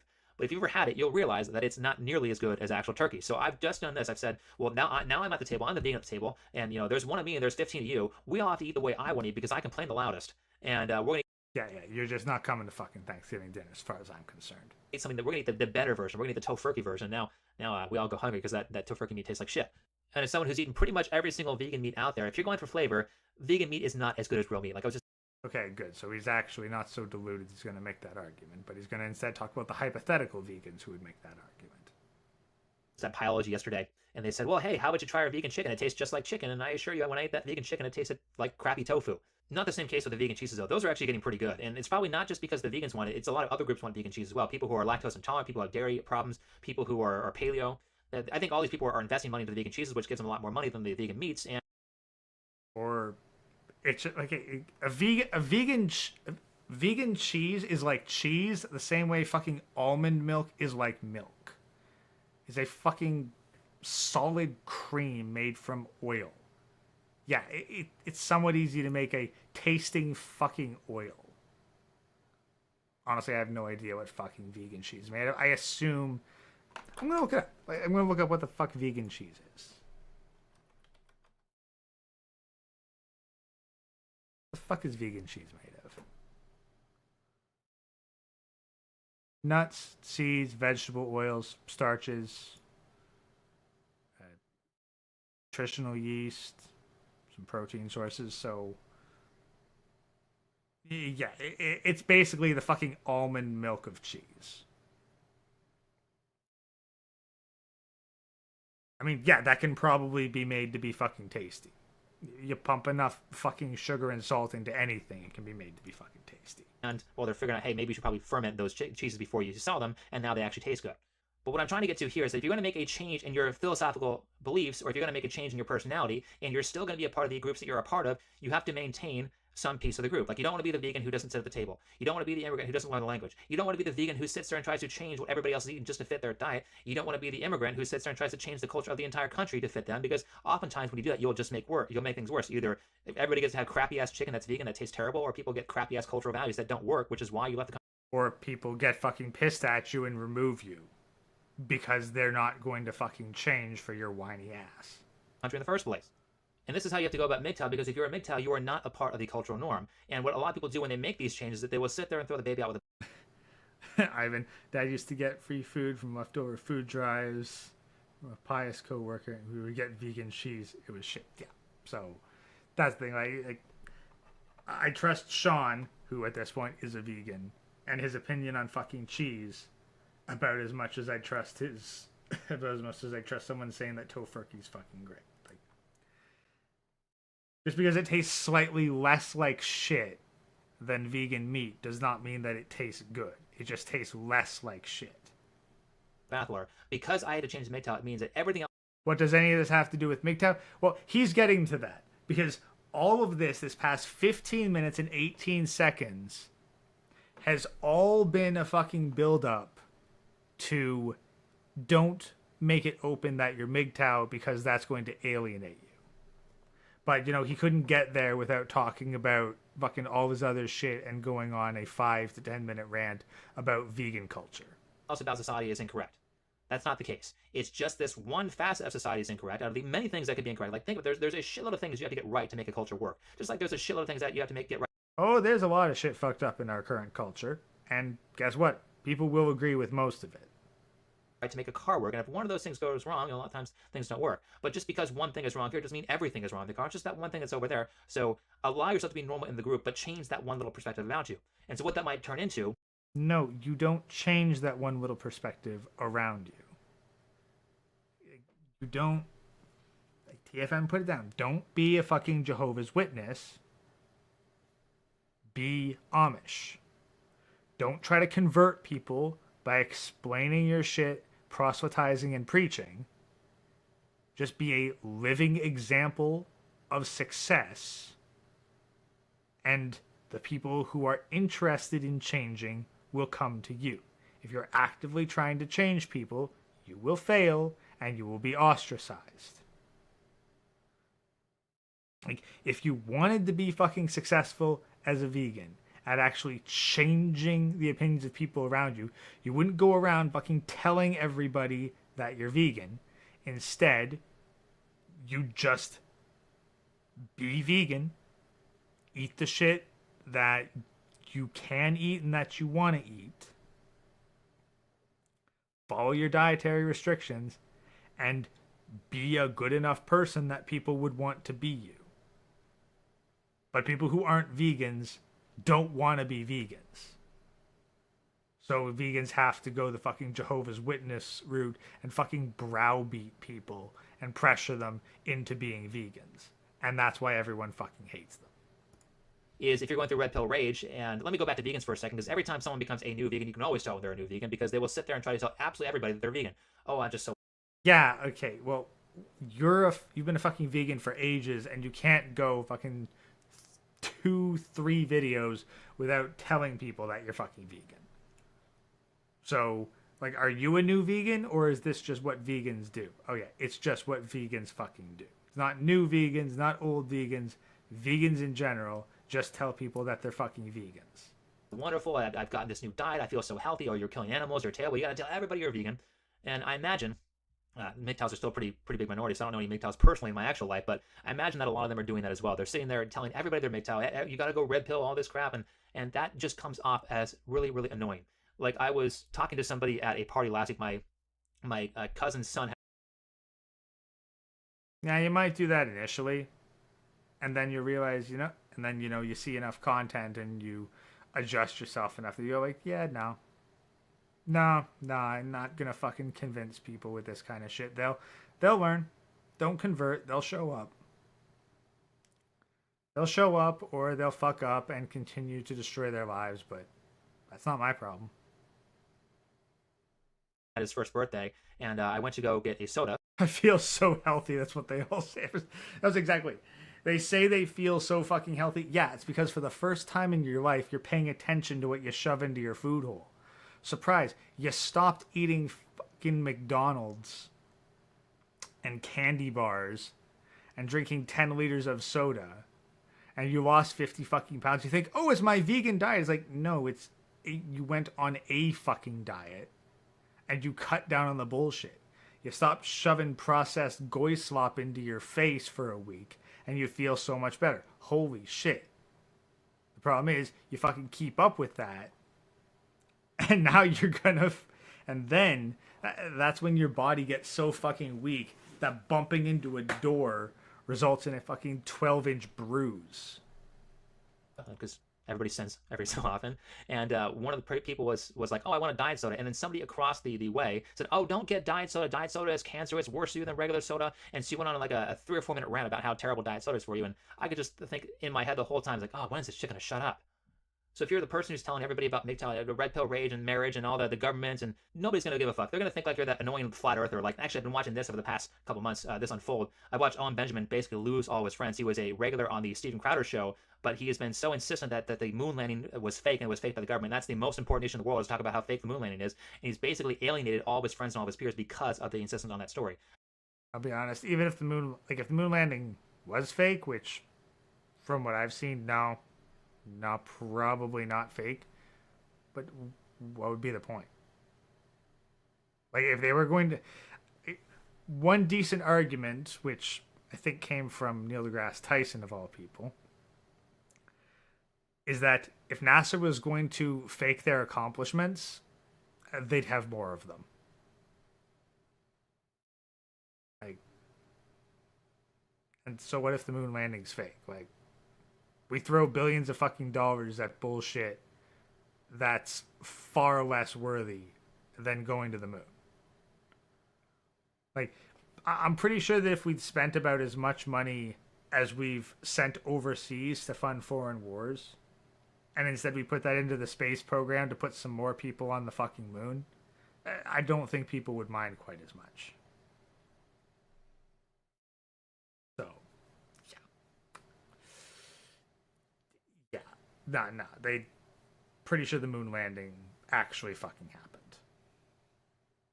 But even if it didn't, doesn't really matter. Like, what the fuck changes? There's enough actual fucking shit right now. We don't have to worry about fake news from 60 fucking years ago. Because really, who gives a fuck if the moon landing was fake? And if you sit there and press issues like that, you may very well alienate yourself from everybody that you know, because they're not going to want to deal with you. It's like, oh, it's Sean again. He's talking about that dumb vegan crap, or we're going to have to sit there and have our ears talked about. Actually, funny, this one old co-worker who thought the fucking chemtrails thing were real. It's like, dude, if the uber rich were going to use fucking commercial aircraft in order to put a bunch of mind control chemicals on, like, throughout the atmosphere, why would the rich people do that when they breathe the same air as the plebeians? Like, if you're dropping something at 30,000 fucking feet, yeah, it's not just gonna hit fucking downtown LA. It's also gonna hit Beverly Hills. So, like, no, like, fucking mind control shit from fucking planes, no. They're not going to be so indiscriminate with their distribution of bullshit. They're gonna put it in the fucking goy slop food. Like, that's where it's gonna go. About how the moon landing was fake or how the Earth is flat. Nobody wants to sit there and hear that. Those issues are not really compelling. So don't do it with MGTOW. So the best possible thing you can do is you can just kind of fly under the radar. Don't sit there telling everybody that you're a MGTOW. Just kind of live the life. And live the life in the best possible way. Don't be like a MGTOW loser. Be a MGTOW success story. Get every single... So, don't be like Sean. Dream that you have, every single thing that you desire your life to do, go and do that. Go make your life great. And if people actually want to know about MGTOW lifestyle, they will ask you, because they will... Yeah, 100%. He's just fucking parroting shit from TFM, but he added the whole fucking vegan spiel in before it. Will see your success. Hey, I just, let's say I've got a brother who just went through a terrible marriage, and his wife cheated on him. She stole all his money. She ruined his life. He has a kid he can't see. Great. Already vaccinated against the chemtrails, duh. Well, I mean, I don't really have a super good argument for that. So, yeah, sure. If you can do that, then yeah, I guess the uber rich would do that, but...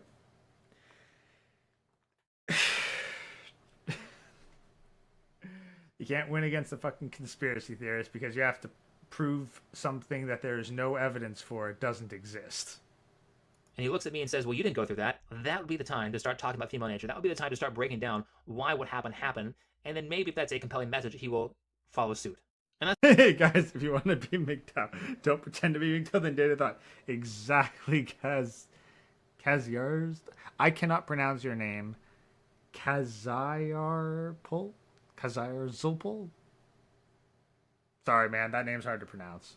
that's what we do here. We just take things that work and use the things that work. And that's not always obvious what works. It's not always what we want it to be. Certainly, we Picking Venti of all people as well. Didn't even try for a younger version or low body count. Oh, we'll get to Venti. Don't worry. She's coming.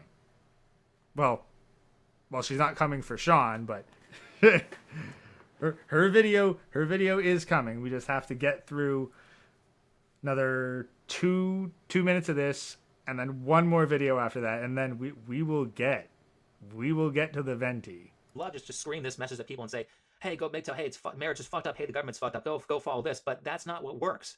In fact, there's a blatant story principle that explains that this does not work. It's called show don't tell. Like if you look at oh god, we're back to show don't tell again. Okay, back to 2 videos ago. and show don't tell means that you don't just blatantly state your message or your principle, you have to show the principle. Like DC movies fail at this all the time. Like if you're going to look at the movie Wonder Woman, which I absolutely hated, Wonder Woman has a principle or has a philosophy they're trying to convey, which is humans are evil.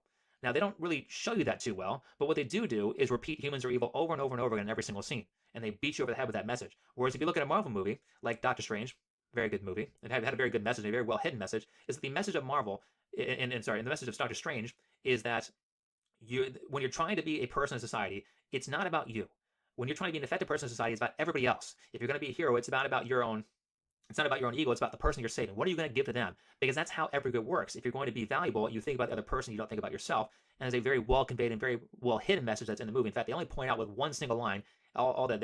Never seen Doctor Strange, so I don't know how on point. But given his track record, smells like bullshit, but might not be.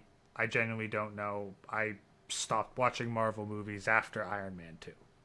Ancient One or the Sorcerer Supreme says it's not about you, and that's all they say. Whereas the DC movies will repeat the same lines all throughout the movie and repeats different philosophies all throughout the movie, which is why they don't do as well as Marvel movies do. And so don't be a DC movie. Don't sit there forcing the philosophy down everybody's throat. Don't sit there saying that you have to change to me because it's my way or the highway because I'm going to complain the loudest. Be a Marvel movie. Be a little bit less obvious. Live by example. Lead by example. So if you think that this idea of MGTOW is the correct idea, why don't you go be a MGTOW? Why don't you go be the best person you can possibly be in. I don't know, Sean. Why don't you be a MGTOW? Why don't you be the best person you can possibly be? Oh, wait. You were only pretending to be a MGTOW to get fame on the internet, which you then cashed in for some used up ethot, Puniti, which you didn't even get. Anybody who is not doing as well is going to ask you, how are you doing so well? And that's when you tell them. That's what actually works. And I will call that a video. So if you like. Yeah, he 100% just stole that shit from TFM. And I'm pretty sure, I'm 1000% sure that this video has joined the stuff that he has scrubbed. So, yeah, thoughts and comments are going to have to be on this one. Okay, well, we're not quite at midnight. We'll probably be done within the next hour and a half. Because this next one is only 18 minutes of pain.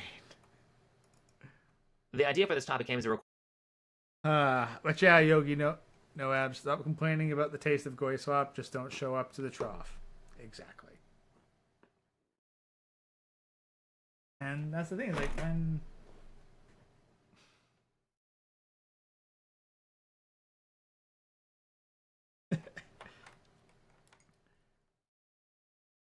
It's like I've received some gentle ribbing from my coworkers for not actively pursuing like women. I was like, they're aware, like dating shit comes up, and like there'll be some joking and gentle ribbing. It's like, well, no, I'm not the one that's gonna lose my house to the wife in the divorce. Don't rub the dude's face in it, because when a dude's hurting like that, you do not want to try fucking kicking him or he's gonna lash out at you. But back in my head, I'm going like, you know what? Yep, I'm well aware of this shit, and I'm taking steps to prevent it from happening to me. But I sympathize with your plight.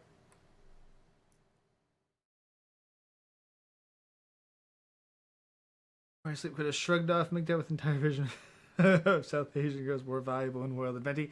Yeah, he could have, But I'm pretty sure it was about the fame.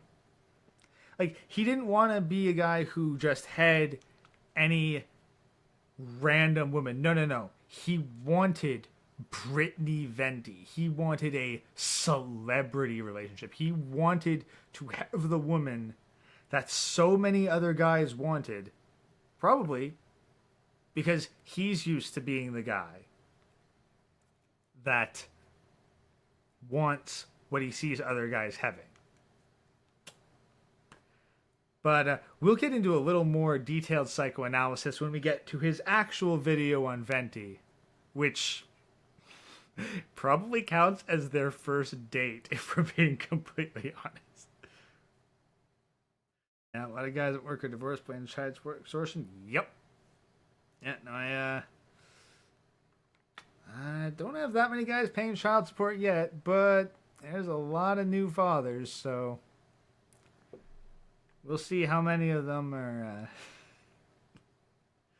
We'll see how many of them are actually on hook for fucking alimony and child support by the time I shift to a different company. Gonna tell himself for the rest of his life he was close to that Puniti than everyone else. I'm pretty sure that there's fucking images and video that prove that no, he was not closer to that Puniti than everyone else. Heck, even in the fucking relationship photos that are probably in Chaz's video and definitely on Chronic stream, yeah, he wasn't even that fucking physically close to her. He wasn't as physically close to her during their fucking engagement photo as her fucking boyfriends were. But we'll save more of that roasting for when we actually get to that. For now, we are continuing our exploration of the hidden past of Before You Sleep. We have officially hit the halfway mark in the unofficial archive with video 72 out of 144. Episode title, A MGTOW Imposter. Let us begin.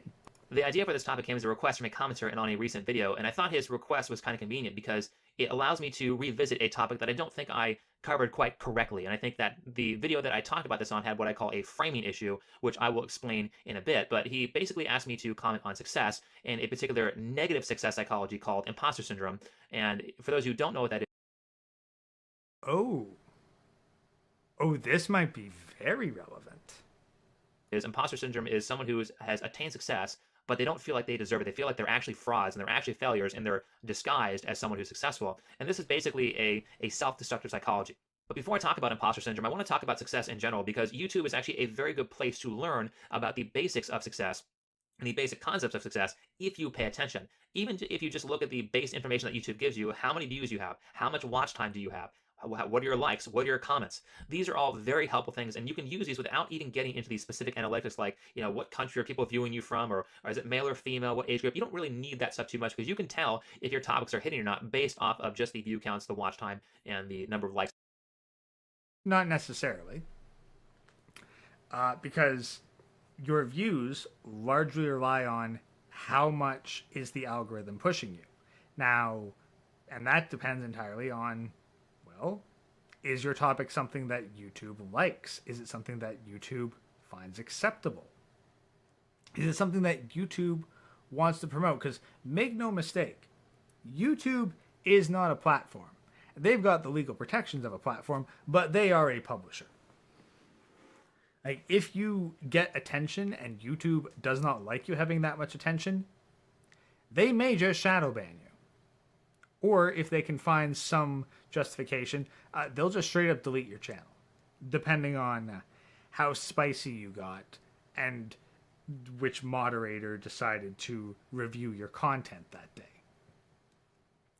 Sean knows very well about this, because as soon as he started to stagnate in his growth, he cast aside MGTOW as he realized, hey, these videos are going to do way better if I drop MGTOW from the title, because YouTube doesn't like it when there's MGTOW in the title. Which is a big part of why most of these videos are deleted.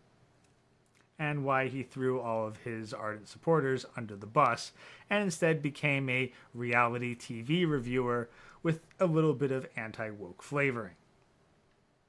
But let's keep going. I don't want to spend an hour reviewing an 18-minute video. Probably going to anyway, though. And comments. Because when I started this channel, like most YouTubers, I had no views. In fact, I didn't even know you can click on a video, and if you don't have any viewers, it'll just say no views on it. It won't say 1, it won't say 100, it'll just say basically nothing. I had no idea that that existed until I had a channel, because I thought that when I started a YouTube channel, the second I uploaded a video, people would just start clicking on it. And I think a lot of people had that idea because we're so used to watching channels that are already... No, like, I had to be, like, guest starring and, like, co-hosting shit for, like, a year to cultivate an audience before I even started the channel. And quite frankly, I guess you guys were the reason why I even started the channel, because you kept asking, when's Gray gonna get his own channel? And now, here I am in a fucking VTuber avatar with a semi-professional looking setup. So, no, we don't all just start publishing shit thinking that it's going to be inherently full of views. Some of us actually bothered to do our research and cultivate an audience beforehand. popular. We're so used to watching a channel, 10,000 views, that's not a big deal. I've watched channels that have millions of views on it. But if you're that person who's creating the content that has 10,000 views, I got 26 people watching me in a live stream. That's a fucking classroom.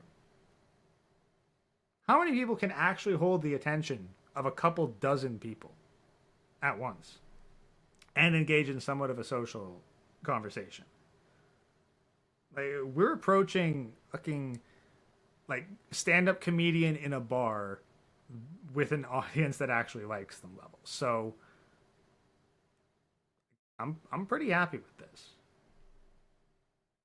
that is actually a very, very huge deal because most people who upload videos to YouTube get 0 views or they get very, very low numbers. In fact, I've seen quite a few channels who have been uploading for months, and I looked at a channel that had been uploading for a couple of years, and that person was getting like 20 views per video, and his most popular video only had like 300 views on it. So most people who upload to YouTube don't become very successful. But there's a very... Well, yeah, that's because they do that shit as a fucking hobby. Just because you upload to YouTube does not mean that you are trying to create a channel and a brand. It might just be, hey, this is a convenient way to share videos. Because that's what YouTube was originally. It wasn't this fucking culture of fucking channels where you have everybody competing for it. No, it was like you made a video and you uploaded it to YouTube so that you could just send people a link instead of having to send them a video file. Then the whole, hey, you can view people's channels and you can view stuff being public, and then people started uploading it to share it with strangers instead of friends. Like, used to be a heck of a lot more channels than YouTube, and you could go channel to channel. Like, I remember fucking, what is it, early 2000s, there was like stupidvideos.com. It had exactly what you thought. I think one of my favorite videos from that site, if I'm remembering this correctly, was just a couple penguins, and this one penguin's walking, and there's a hole in the ice, and he looks down to it, and the penguin beside him slaps him in the back, and he falls into the hole. Funny shit. Simple, funny shit. key difference between the channels who are successful and the channels who are not successful, and I'm going to call that idea framing because a lot of people call this idea framing. And let me explain it this way. If I'm going to provide a product, oftentimes I will just think about what I'm going to provide. You'll see a lot of people going into college making this mistake. So I really want to provide communications, but most people don't care about the topics that are offered in communications. In fact, if you're going to pick a job in communications, most likely what will happen in this case is that you'll be a complete failure or you'll be a massive success. And communications is kind of set in the arts category, and that. Yeah, he's going on the side tangent here. I got shit to say, but within a couple videos, I've made my point only for him to follow up and make the exact same point, and I'd rather save the time, so let's just keep going. That's how arts work. You either really, really win or you really, really lose. Because there's not really a daily common use need for art. Yes, people view art daily, but it's not like a thing that you can be an average success in is plumbing. everybody uses plumbing, and when plumbing does not work, it's a big deal. Or you can be an electrician because everybody uses electricity. You can be someone who works in electronics because I mean, even in this case, you're listening to this on an electronic device. These are things that are very, very high in demand, very, very high in need, and so it's going to be a lot easier to be a success in those fields because everybody wants them. Whereas the demand for movies is not as high as the demand for electricity, so it's a lot harder to be. Look, if you want to know what field you will find the arts having their most commercial success, advertising. Advertising is where the arts have the most commercial success and financial reward. So, if you want to be a financially successful artist, you need to do commercial work. I think one example would be photography. Like, if you want to do commercial photography, you're probably going to want to get a drone, and you're probably going to want to start doing real estate photography. Because then you are taking photos of shit to advertise houses. Now, I've found that it is difficult to have photography be your sole source of income. Another thing to be like, if you're a visual artist, if you like paint digitally and whatnot, or you're good at Photoshop, thumbnails. Finding a YouTuber and being hired as a thumbnail artist. Again, it's like, how much money can you make off of that? Depends who you attach yourself to. Video editors, there's plenty of Clipper channels. That's what they do. And streamers that are quite successful will hire editors, like more or less full time, to edit the content. It's like, the more successful streamers, they will have actual on staff, like, editors or editor teams to manage that kind of shit. So the work's out there, but you have to actually build the skills required to do it, or you have to find someone to invest in on the low level and then build yourself up. It's doable, but you have to understand and have a strategy. You can't just be like, I'm going to let my passion guide me and then hope everything works out. You have to actually have a business plan, because if you're going to try to make a living as an artist, you're probably going to be self-employed at first. And so you better have a fucking business plan as though you're actually starting a business. And chances are you're going to have to work a real job at first. Or at the very least, you're going to have to work for someone else so that you can make ends meet while you study and build your skills in your second career, just like any other job.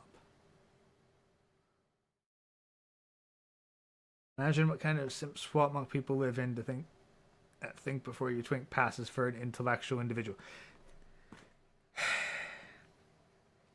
The problem is, there is a significant portion of the population that judges someone's words by feeling more than content. And if someone speaks the way that Sean speaks, calm, measured,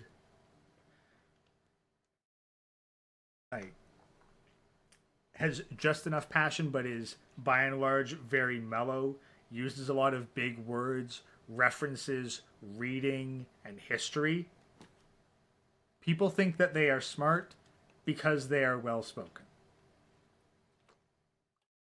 Doesn't matter if what they say has actual substance or is honest. They're letting themselves be guided through the experience by feel. And if someone sounds tonally like an intellectual,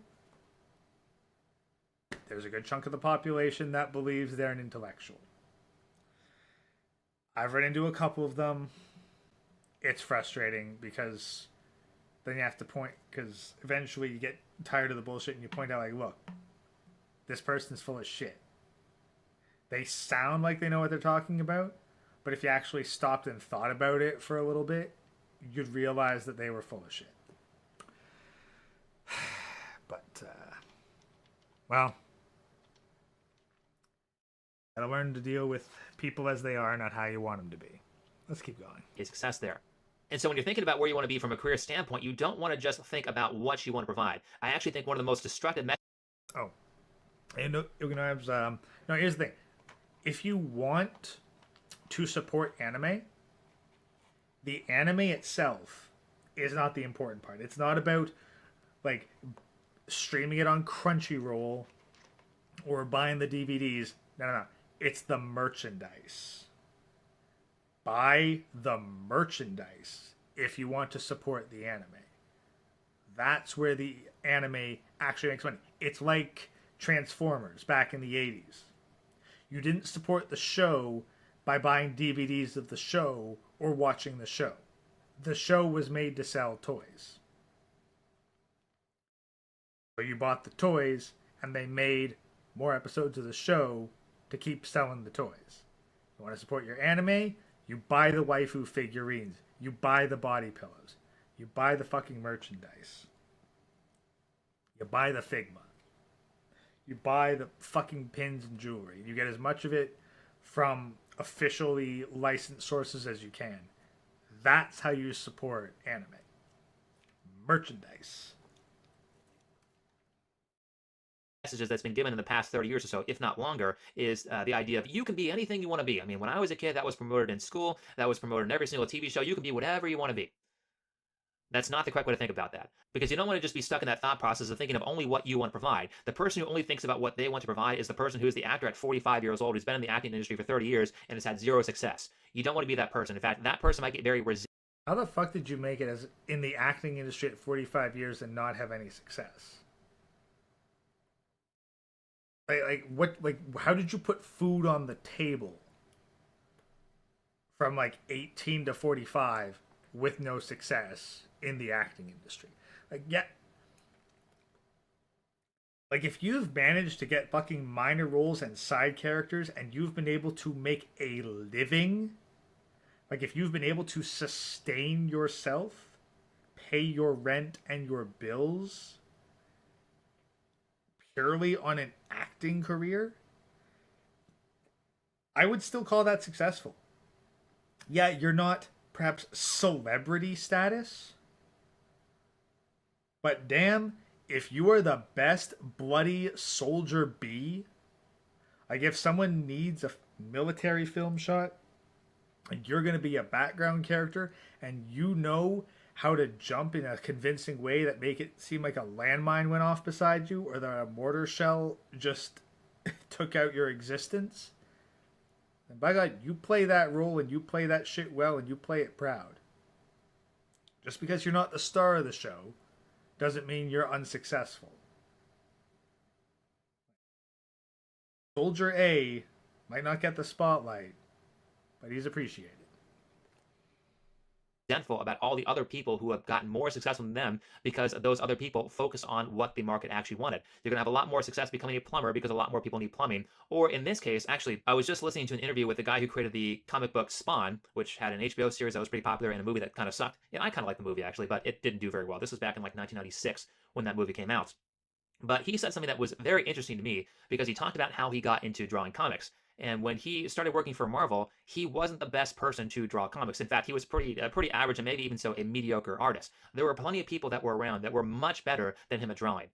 But the reason he got hired at Marvel, and he got hired as a comic artist, was because he could meet the deadlines. And so if you're a big company...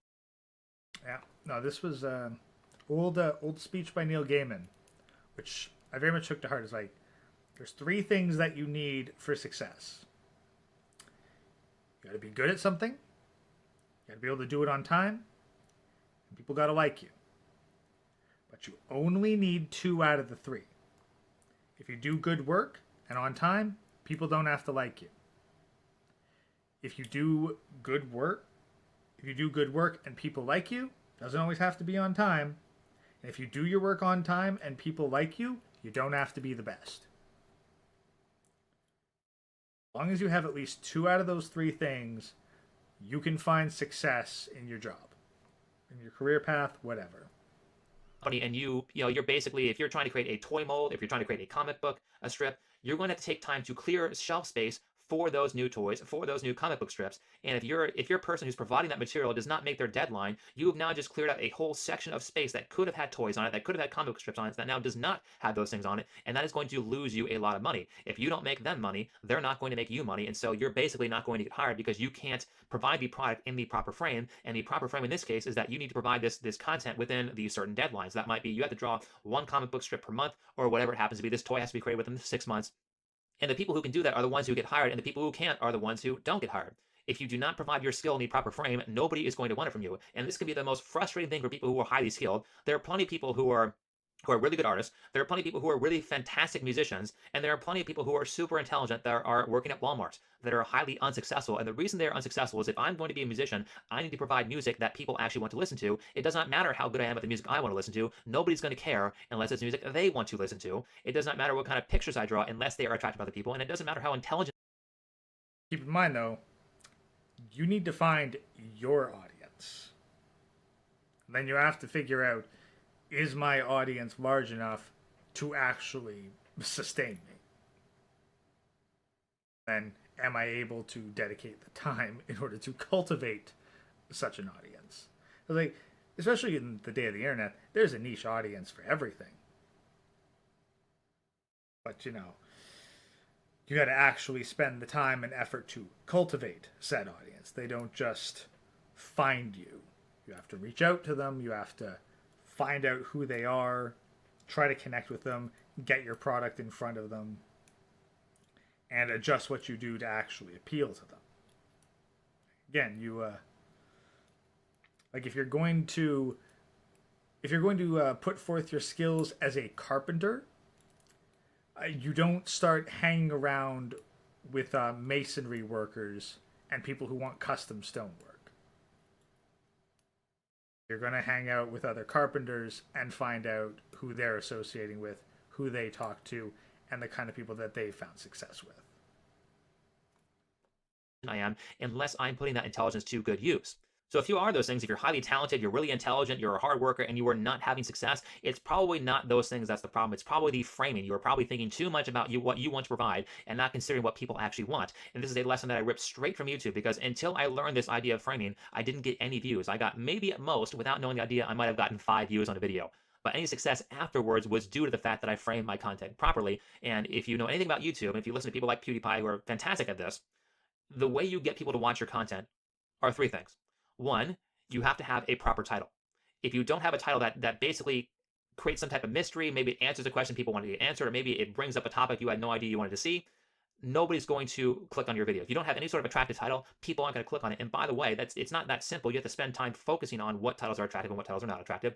If you don't have a thumbnail that looks good, then people are not going to click on the video. Maybe the thumbnail has that little red circle. Maybe it's a fantastic picture. Maybe it's kind of describes something that you're interested in. You can't just do what I did when I first started my channel, which my thumbnail was like the name of the channel, episode, Think Before You Sleep, episode 1. I mean, if I think about what videos I click on, what videos I don't click on, if I saw that in the related video section, Think Before You Sleep, episode 1, and a completely black card with just white text on it, looks like a 3rd grader made it, I would never click on that video. Which is why when I did that, my views were at 0. So you have an attractive title, you have an attractive thumbnail, and then you have to have good original content. And this was a problem I didn't really have because I already have focused on how to speak to people for the past 4 or 5 years or so. Focus on how to speak to people for 4 to 5 years.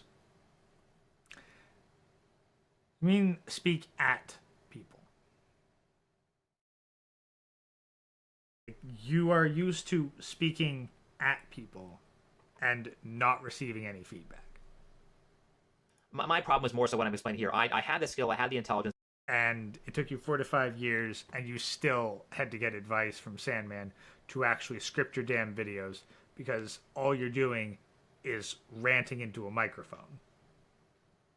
Like, that's it. You had to spend 4 or 5 years to learn how to spurg out in front of a microphone for 10, 20 minutes at a time.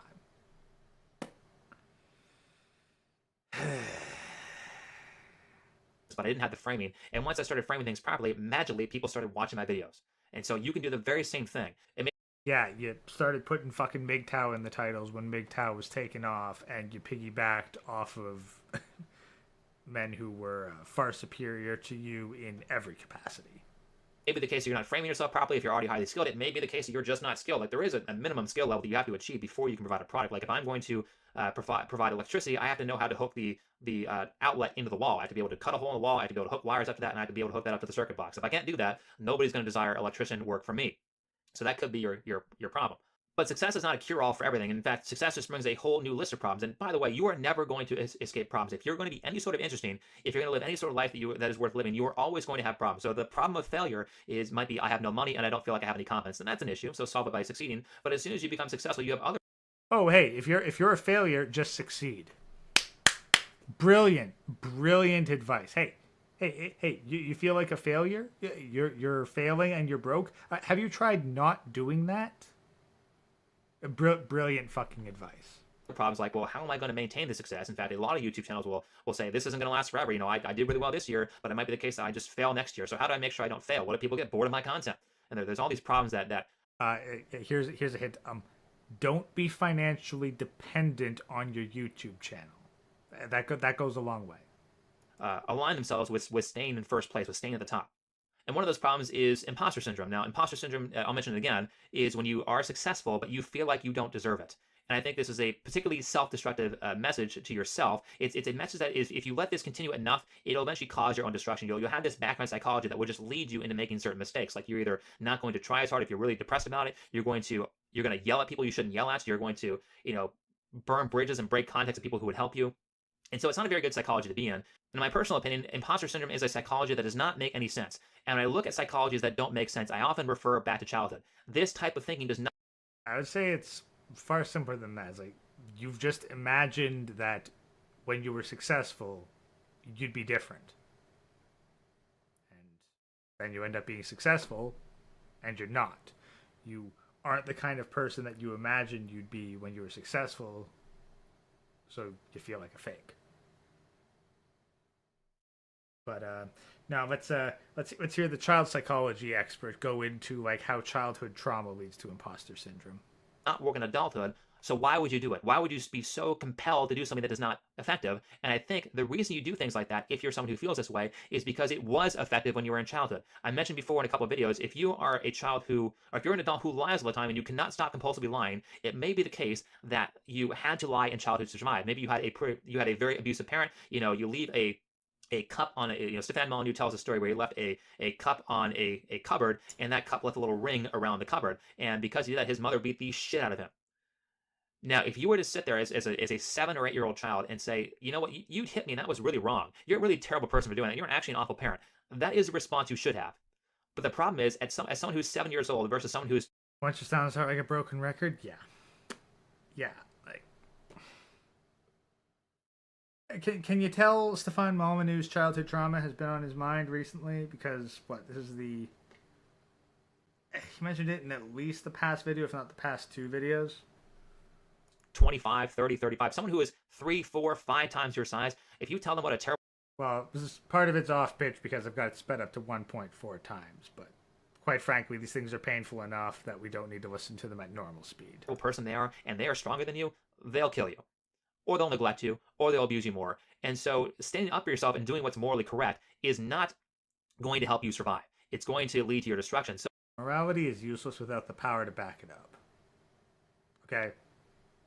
Like a child being moral towards an adult only works if that will actually change the fucking adult.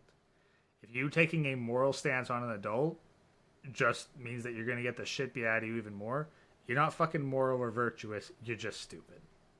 You have to tell this story to yourself where, I'm being. Considering how much this guy has gone on throughout his YouTube history about childhood trauma, like, he has clearly studied it. Like, he's clearly gone into it. He's playing armchair psychologist, so I'd bet good money. Like, I'd put $200 down that he has some kind of childhood trauma he's working through, and this is part of his self-therapy. Being abused as a child, I'm being abused because it's my fault. Because if I say it's my fault, even though it's not, I get to survive. And so you do that for a good 10, 15, 20 years or so, and now it becomes a part of your psychology, and a part of your psychology that becomes very, very hard to break because it was really successful in this place over here when you were a kid, but now it's not successful as an adult. And so because these things are quite difficult to unravel, the only thing I can really recommend here is to go see a therapist. And the big benefit of therapy is that, well, I think it's something that Jordan Peterson says, is that we can't just think by ourselves. Because when we think properly and we think in a healthy way, we need different perspectives to counter ideas. So I have this idea and I display it to myself. Well, then there's no one to disagree with me, so I'm always right. Whereas if I display the idea in front of somebody else, they get to respond with feedback. Maybe the feedback is that Yeah, and then you run away and block them and refuse to engage with them because they gave you feedback you didn't like. your point was not clear enough. And something I find out a lot as somebody who reads the comment section on my videos is a lot of times people refer to a part of the video, think I know what part they're talking about, and they'll talk about that part, and I'll have no idea what's going on because they didn't communicate. I'm talking about this part of the video, I'm responding to this specific point, and if they don't say that, they're Yeah, that's because your fucking videos are fucking unhinged rants about whatever the hell comes off the top of your head. I'd be surprised if you remember the content of the fucking video the instant that you fucking stop the record button. I mean, hell, I don't remember the shit like that I've spoken about by the end of the video, and like the minute that I'm done making it.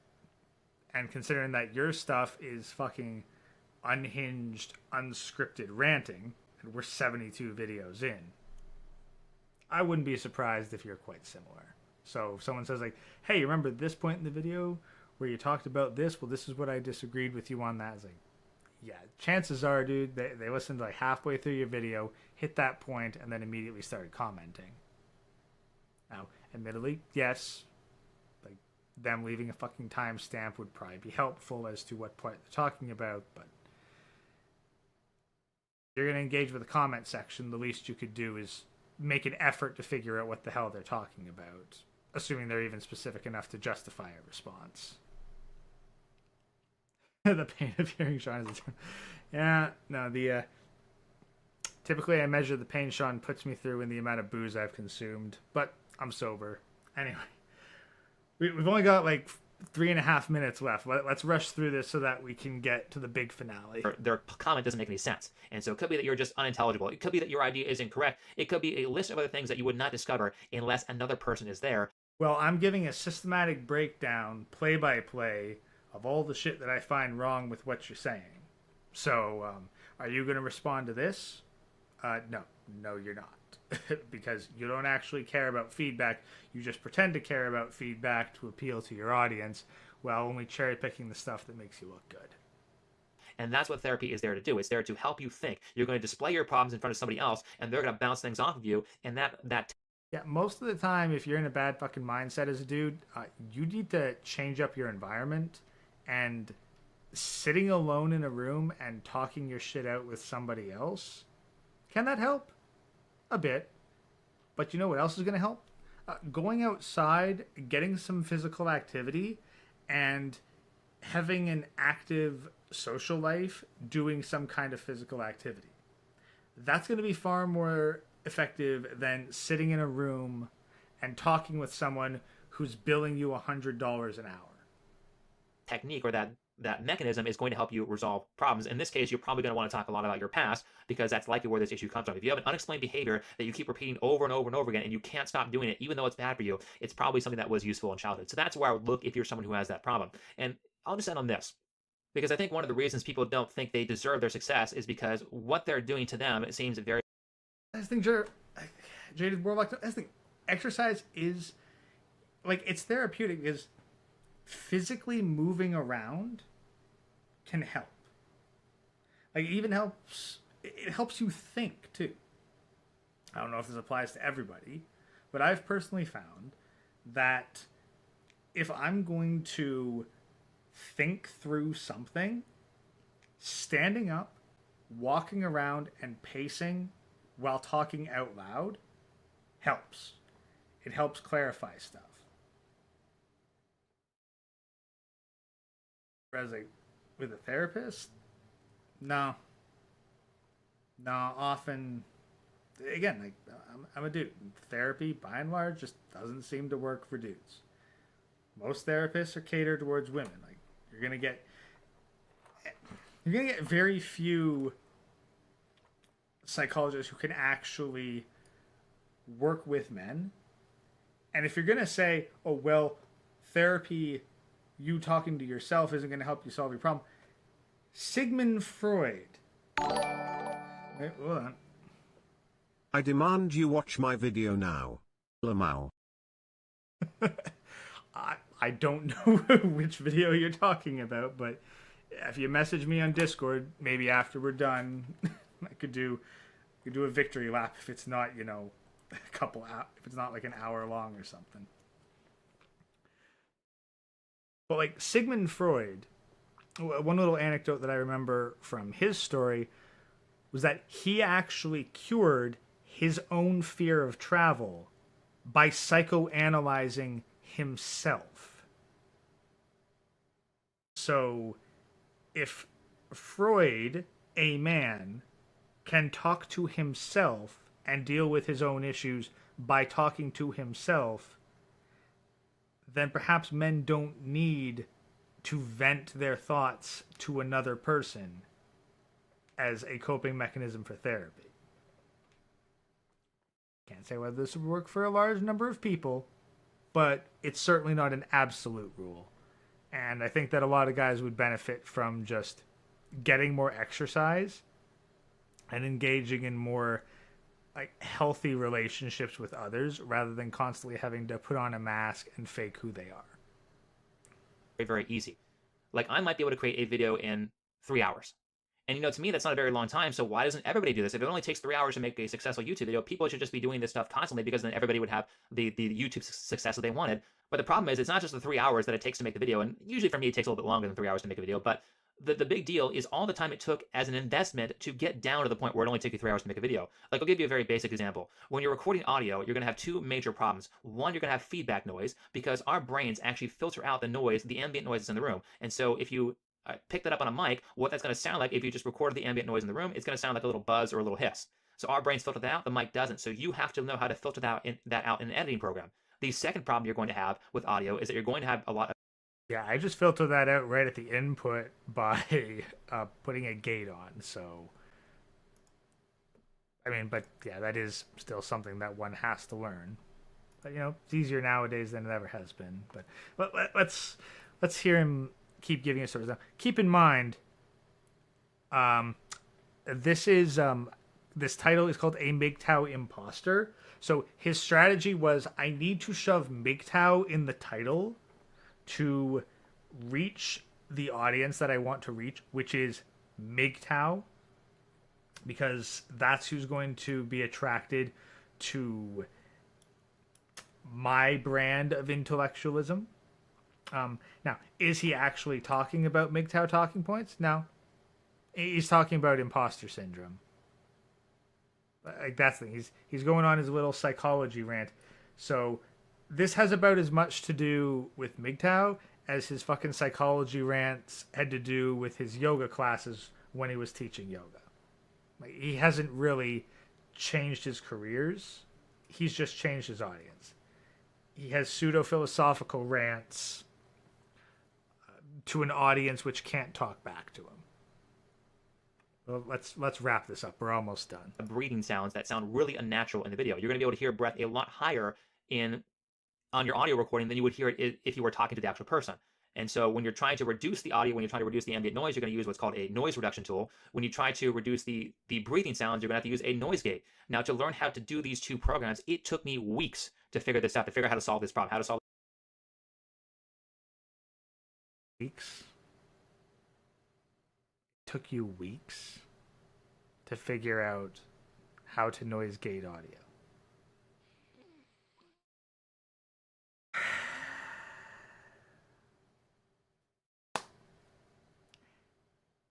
That doesn't make it sound hard. That makes you sound stupid. the problem of ambient noise and how to particularly solve the problem of the breathing sounds. That was a lot more difficult. Now, even though it took me weeks to learn how to do that, it takes me about maybe 3 minutes to solve those problems now. To the point where it's... I've got the fucking presets. Yeah, I guess a few hours problem, like... It's not difficult. It's not difficult. Like, if someone was setting up a new YouTube channel and they're like, "Hey, like, here's my setup, but but I want to improve my audio." Like, I could fucking walk people through, point them to everything. Like, yeah, it's a couple hours, not fucking weeks. Seems like I'm doing almost no work, but you totally forget how much investment it took to do those things. Like, how much investment does it take to learn how to use Photoshop so you can make a proper thumbnail? How much investment does it take to learn how to use editing programs so you can edit your videos properly? How much investment did it take me to learn all the philosophy? How many years of reading and listening to psychology and listening to people talk and investigating stuff? How many Well, it doesn't matter how many years you fucking put into it. What matters is the fucking output. And considering that your output is fucking dog shit, that only people dumber than you will actually buy into because they don't have the knowledge base to actually critique what you're saying. Like, you sound smart to dumb people. And guess what? The majority of the population is fucking dumb. The majority of people on YouTube are fucking dumb. If you want to appeal to dumb people, you can sound smart, but then when someone with actual intelligence shows up to critique you, oh, do you respond with a well thought out discussion? Do you consider what they say, like a good, virtuous person according to your own definitions? No, you fucking run, hide, and send a swarm of fucking attack dogs after them. Yeah, you're a shitty fucking person by your own definition, Sean.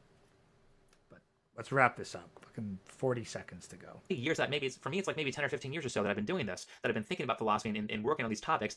So you have to give yourself a lot more credit here. Think about all the time, effort, and stress it took to get that video down to a 3-hour process. It's going to be a lot more than you think. And if you're not considering that, well, then you're going to feel like you don't really deserve your success. You're going to feel like anybody can do what you're doing, even though they can't, because they're probably not willing to put the investment it takes to make the skill that you're repeating easy enough to be economically viable. And I will leave it at that. So if you like the video, please hit the...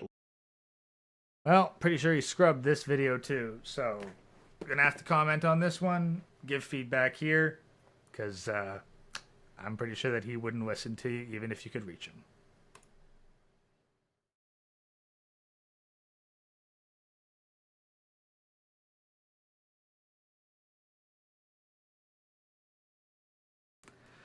All right. Well,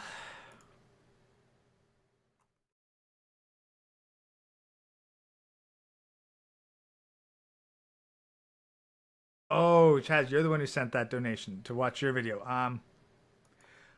Honestly, not on stream, but what I will do is I'm pretty sure that I can do this.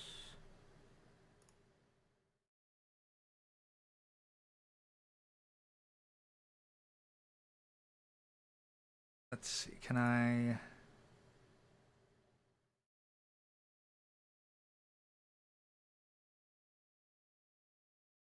Hey, Chaz, can you give me redirect privileges? Yeah, Chaz, go to your if you can go to your channel settings and give me redirect privileges, then I can direct people to your video after this stream ends.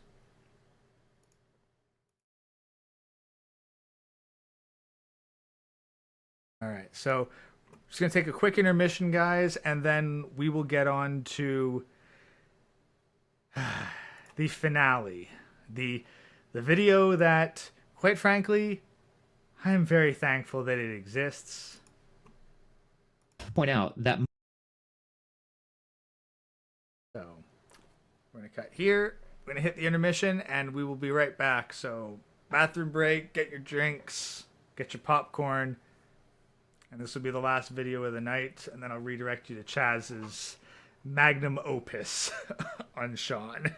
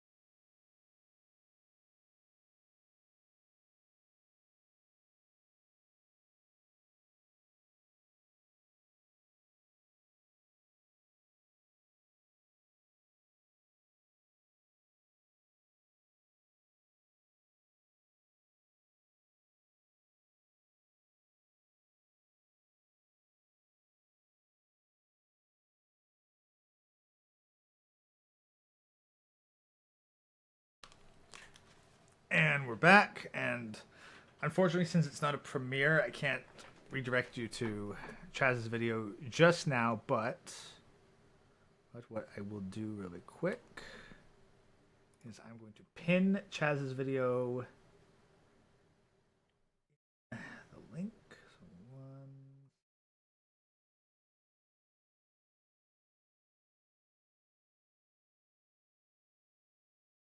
let's grab this.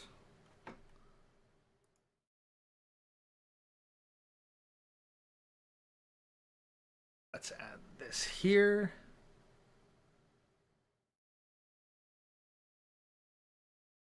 I hate how the fucking emojis are in the way.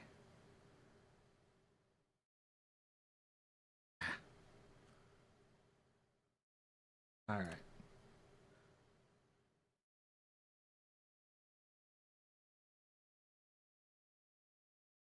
That for the chat thing is absolutely horrible. If you want to pin the thing that you just posted, the freaking heart emojis are in the way. Bah.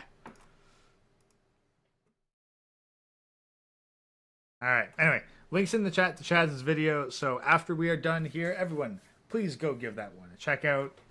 And you know, give it some likes, give it some loves, give it some comments, because Chaz does good shit. But we shall get into this. So, in our continuing saga of researching the past of Think Before You Sleep, or Sean, we have a very special episode right now. It's not listed in the typical archive because this one was not a part of the original 144 videos. This was closer to number 180 and was successfully scrubbed from all of Sean's archives. Now, why is this particular video important? Well, that is because Sean has recently had a breakup. A breakup with his fake e-thought girlfriend who he got engaged to, Brittany Venti. This is covered a little more in detail on Chronic Stream and a video by fellow Warband member Kite and Chaz. But to summarize it, Sean wanted to get laid, and Venti said no.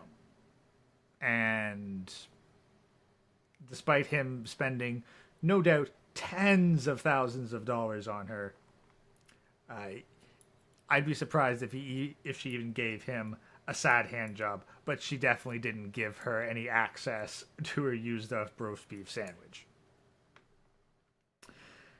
But why?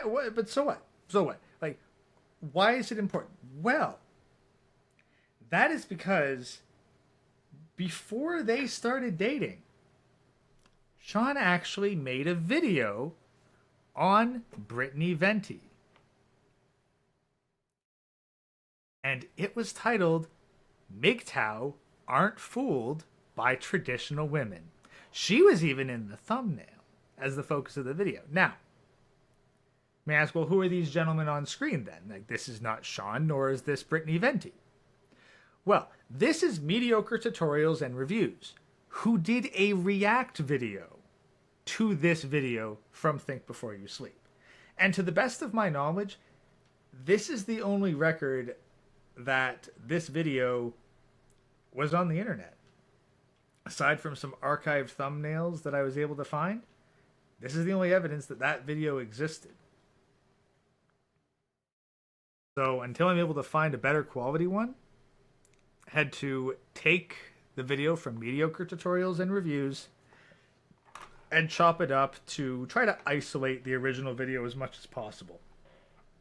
So, shout out to Mediocre Tutorials and Reviews. I will link the original video in the description of this video in case you want to go see their reaction on it. But thank you, gentlemen, for archiving this piece of deliciously ironic history. So, let us begin. Point out that most people live in the world that they would like to live in, as opposed to the world that actually is. This way. Now you can see, this is far later in Sean's career when he actually had graphics rather than just that still image of a dead bedroom. which perfectly describes his future relationship with Brittany Venti. Thinking frequently prevents people from seeing things that are completely obvious. One of the things that these idealists are blind to is that people by their nature are not selfless. They're actually selfish. Yeah, no shit. Anyone who read fucking Ayn Rand could tell you that, or, you know, anyone who's actually had to deal with people in the real world. But, hey, shocking revelation from the fucking hardcore intellectual who mostly watches reality television. It's a key mistake that communists make. Both communism and socialism are based on the idea that people are selfless, and that principle is an absolute requirement for those systems to work. No, they're not based on that. That's the appeal, and they appeal to fucking stupid emotional people who are too weak to make shit by themselves, and instead require a higher authority figure to take from those better than them and redistribute to them. You don't see a bunch of highly successful people advocating for communism where they're the ones that have to give up shit. No, the majority of people who advocate for communism and socialism are people who barely produce any value and need the support of a centralized government in order to continue to exist. To people who are more basically centered in reality, it's no surprise that when the communists and socialists collect money for social welfare, they just end up looting the money for themselves. They do that because people are primarily selfish, and the political system allows them to do so. Not the only reason socialism and communism don't work, but... No, but that's the reason why socialism and communism even gain a following. Because people are selfish, and they're also lazy. And the people who are at the bottom end of that, the people who have failed and continue to fail, and who have sponged off of others their entire life, they just want to guarantee that shit. Like, Karl Marx was not a hardcore industrialist who built himself up from nothing. He was a fucking parasite who basically lived off of his family's money and wrote fucking bullshit books for a living instead of producing anything of actual value. But it's a pretty big one. Everyone's primary motivation for doing things is to serve themselves. If that wasn't the case, then humans wouldn't have survived all of the terrible situations that got us here. Sometimes the moral thing is not what allows you to survive. Look, if there was ever a truly selfless part of humanity, it was removed from the gene pool, because you don't get to reproduce by being selfless. You know, in situations like when the barbarians come to town and kill the men, their wives don't stay loyal. They go right to the men who murder their husbands because that allows them to survive. That allows their fucking genes to survive, because if there were any women that were so loyal to their husbands that they'd rather die than be with another man, they were removed from the gene pool. Like, selflessness is not genetically selected for. It's not a matter of like, oh, people are inherently bad. It's like, no, if there were any people who were genetically that virtuous, they did not survive. Or, at the very best, some of the wives stay loyal, the barbarians then kill them, and then the genes and the ideas of the wives who weren't loyal get passed on to the next generation. Precisely. Yeah, no, more so the genes. And understand that this human trait is not a bad thing. It actually makes people far more predictable. If you understand that people are primarily selfish, then you will know exactly how to act when you are trying to get what you want. If you assume that all people are selfless, then... Why the fuck is there a spider there? I mean, I understood the fucking, like, okay, like, Renaissance fair, armor combat for the barbarians, fine, but why the fuck a spider? Don't be surprised when you try and don't get the things that you want. So with that said, let's talk about traditional women.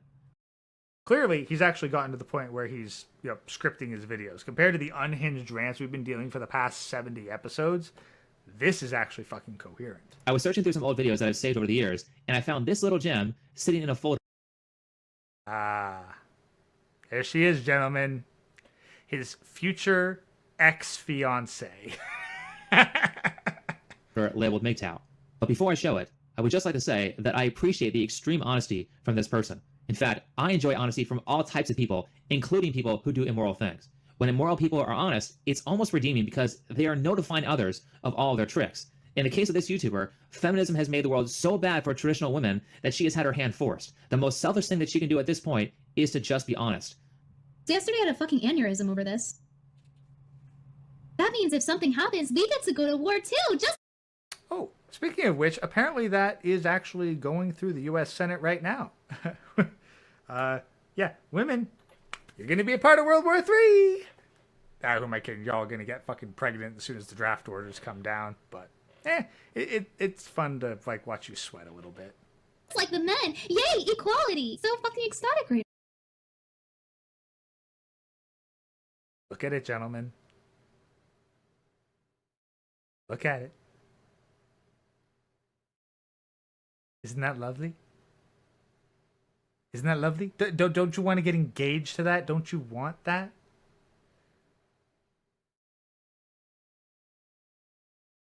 Have fun sleeping tonight. now. Couldn't you tell? And you know who made this great thing possible? Feminists! But despite that, I hate feminism because it takes away any benefits we had for having a vagina. The last thing she said was spot on. We should all be thanking feminism because nothing has made men more aware of female nature than feminism. I think her honesty really shines in the next clip. But before I get to that, someone has been nice enough to sponsor this channel.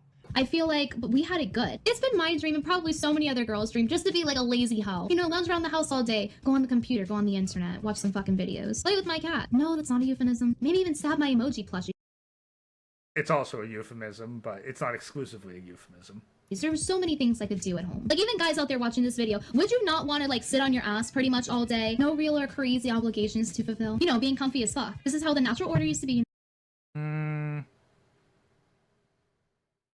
Given that I spend my free time doing shit, not really. I mean, yeah, sure, I'd like a little bit extra free time to play like Shadow of the Erd Tree. But no, I'm fairly happy being busy. No.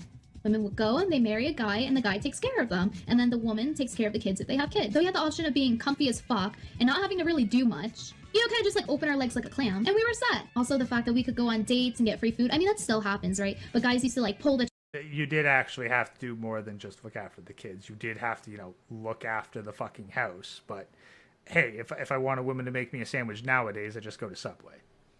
chair out and stuff like that. We had it good. Didn't have to do much except for look pretty and pop some babies out of the pussy, and we were good. And not even just that, but like if we're in a public place and a guy touches us, if we say anything, we just basically get white knights everywhere coming to our fucking rescues. No, but then here is feminism in the current year, just fuck our shit right up. Just take away all the good shit we had. Now I have to worry about having my period in the middle of a fucking war zone, getting acne from the dirt in my fucking face, then have the other some number of girls on my team fighting the fuck.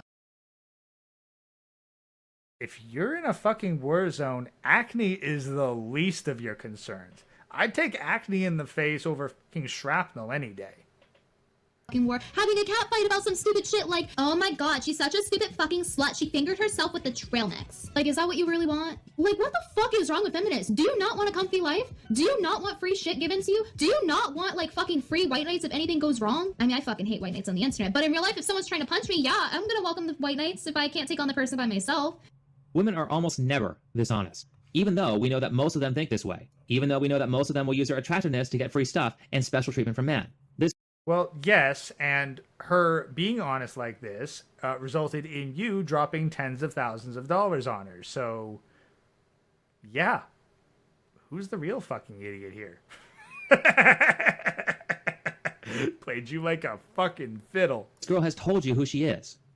And yet you still decided to put a ring on that. This rate, in 10 years from now, guys are gonna expect girls to go to the gym and have a six-pack too. Fuck that, I'm a lazy hoe. She said she is lazy and wants to sit around while her husband does all the hard work. Yeah, and you signed up for that, Sean. She said she's willing to manipulate men to do things for her without returning the favor. You know, things like free dates and getting white knights to do things for her. August, no. It's not about her.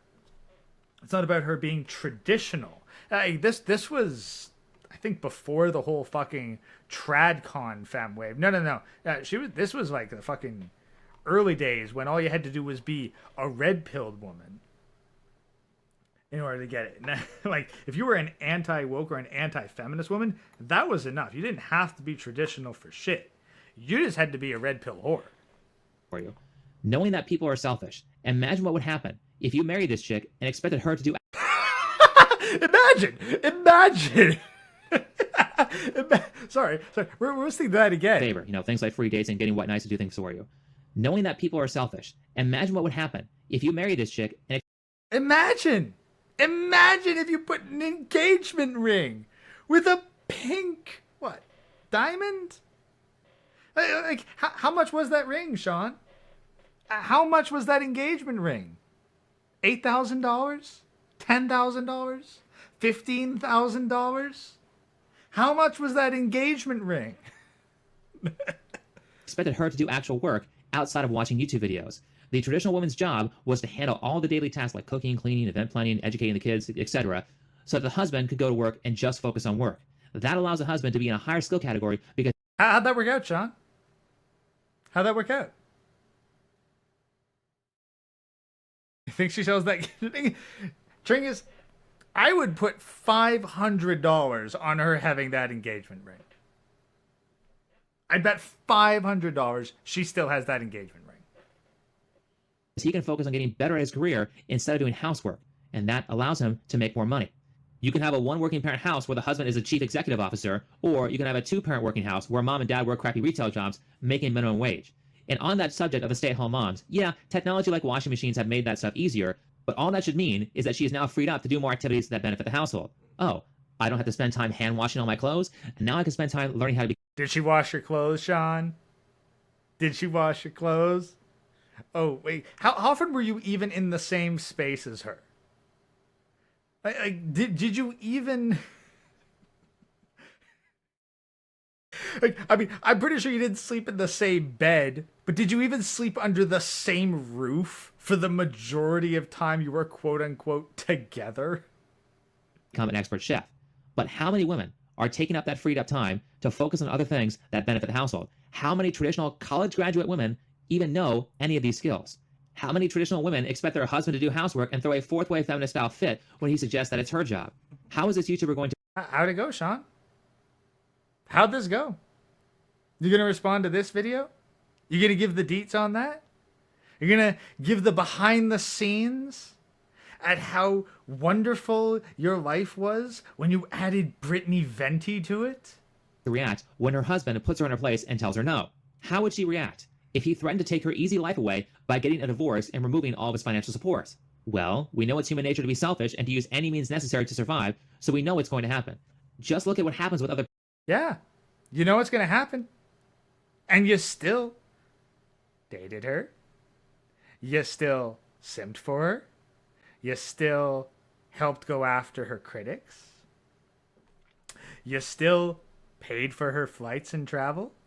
You still dropped several $1,000s on an engagement ring. You still showed your face when you failed to go and make a live streaming career. You still did all that shit. Eh? What the fuck changed, buddy? What changed from this video? Oh, did she give you attention? Did a female get impressed by the size of your subscriber count? People when their survival is threatened. When feminists thought Kavanaugh would repeal abortion, they got women to commit obvious perjury by saying he raped them or was sexually inappropriate. For those of you who watched my Bikram video, who was a famous yoga teacher, Bikram fully financially supported many women in his life, and when he cut them off, 6 or 7 of them accused him of rape and sexual misconduct with no evidence and no police report. Ooh. Now, you see, Sean doesn't have to worry about that because no one's going to believe that he had sex with Brittany Venti. Don't worry, Sean. We're not going to believe her if she says that you raped her. No. We're not going to believe that for a second. Because we know that you did not get your penis anywhere near her vagina. Years later. What about what they did to Jeffrey Epstein? Those politicians were so worried about their survival that they would rather commit a completely obvious murder so that they wouldn't be revealed as pedophiles. These people will kill you if you threaten their way of life. People are going to do what's necessary to survive. This is why you have to understand this. If you want people to be good, then you have to put them in an environment where it is beneficial to be honest. You do that primarily by punishing... So, how's that working out for you, Sean? Is it beneficial for you to be honest? No? Explains quite a bit, don't it? dishonesty with ostracism. So if you put... Yes, and you are going to be treated that way. Dishonesty with ostracism. I hope that whatever the fuck audience you've cultivated supports the shit out of you, and that the rumors that your channel is propped up by fucking bot viewers and paid viewers. Yeah, better hope for your sake that's not fucking true, because I don't think the profit margin on that's pretty good. people in a place where honesty and goodness are rewarded, then they will be honest and good. If you put people in a place where dishonesty is rewarded, then they will be dishonest. Hello, YouTube. If you want to know how people are going to act, then you have to pay attention to the environment. And just take a look at our environment. Everything about it is designed to make women dishonest. And traditional women... And yet, you still put a ring on that. You still dated that. You, in the modern society, knowing all of this, still went for that. Because you don't mean a damn thing with MGTOW. That's just fucking cope. Because you are the textbook example of what has been called a MSTOW. A man sent his own way. You do not have the option of getting laid. No. You failed. You failed to build relationships with women. And so you went to MGTOW. And then a woman gave you attention once you'd built up an audience being against women. And then you cast aside everybody that got you to where you were. And now here you are. And now we're pretty sure that you're going to try crawling fucking back. You're not welcome. Maybe go on the whatever podcast or something. Go see if you can collaborate with Andrew Tate or some shit. Like, you know, head to that side of the fucking red pill YouTube if you want to go shit talk women and try to make some money off that kind of grift. But, you remember. The channel's far bigger than mine. And you make a ton more money and reach a fuck ton more guys than I do. They remember. And they will not forgive. Women are not immune to this. Women from a young age are propagandized into wasting 4 to 6 years or more of their youth in college getting useless degrees when they should be spending that time building good relationships with men. If she wants a career, she can always go back to school after having kids. However, instead of doing that, she graduates at 24 with an average of $38,000 of student debt and about 4 years left on the clock before all the good men will start avoiding her. Because of feminism, women... Okay. Yeah. This was late 2019. Nowadays, if a woman's got college education under her belt, period, men are probably going to avoid her. At the very least, they should. And I was like, look, that woman who you want to build a life with, yeah, she just spent the past 4 years getting dick down in the triple digits per year. So, yeah, you're not going to find a good one in the West. Women have been encouraged to be sexually promiscuous. This is a problem because, unlike men, there's no big limitation on how many sexual partners a woman can get.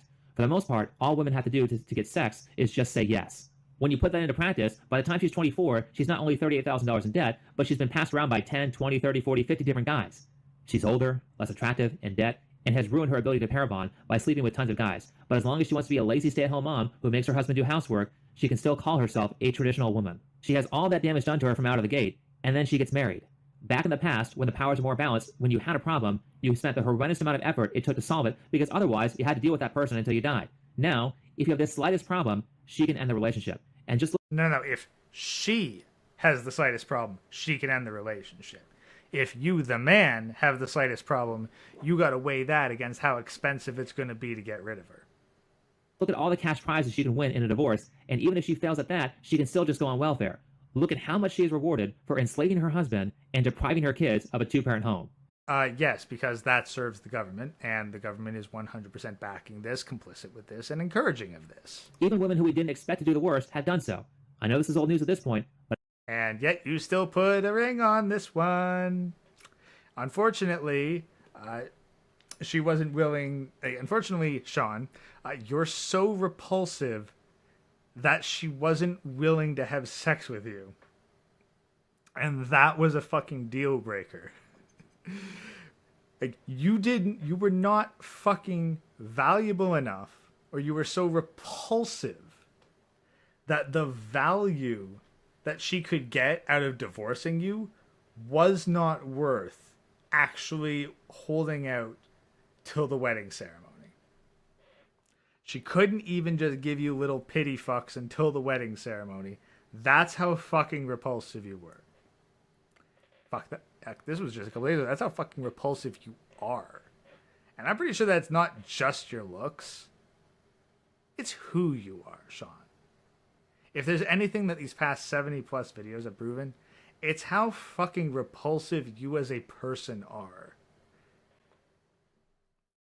So she sucked you for everything that she could get, but she wasn't willing to fuck you to get a little bit more.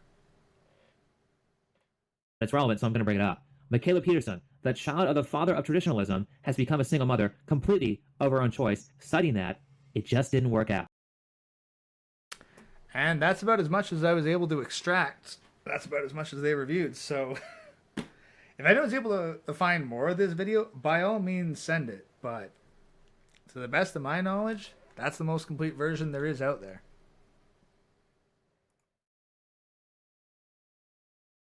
Damn, I got fucking vitriol. Look at that. It led to the chatting scene to wrap this up.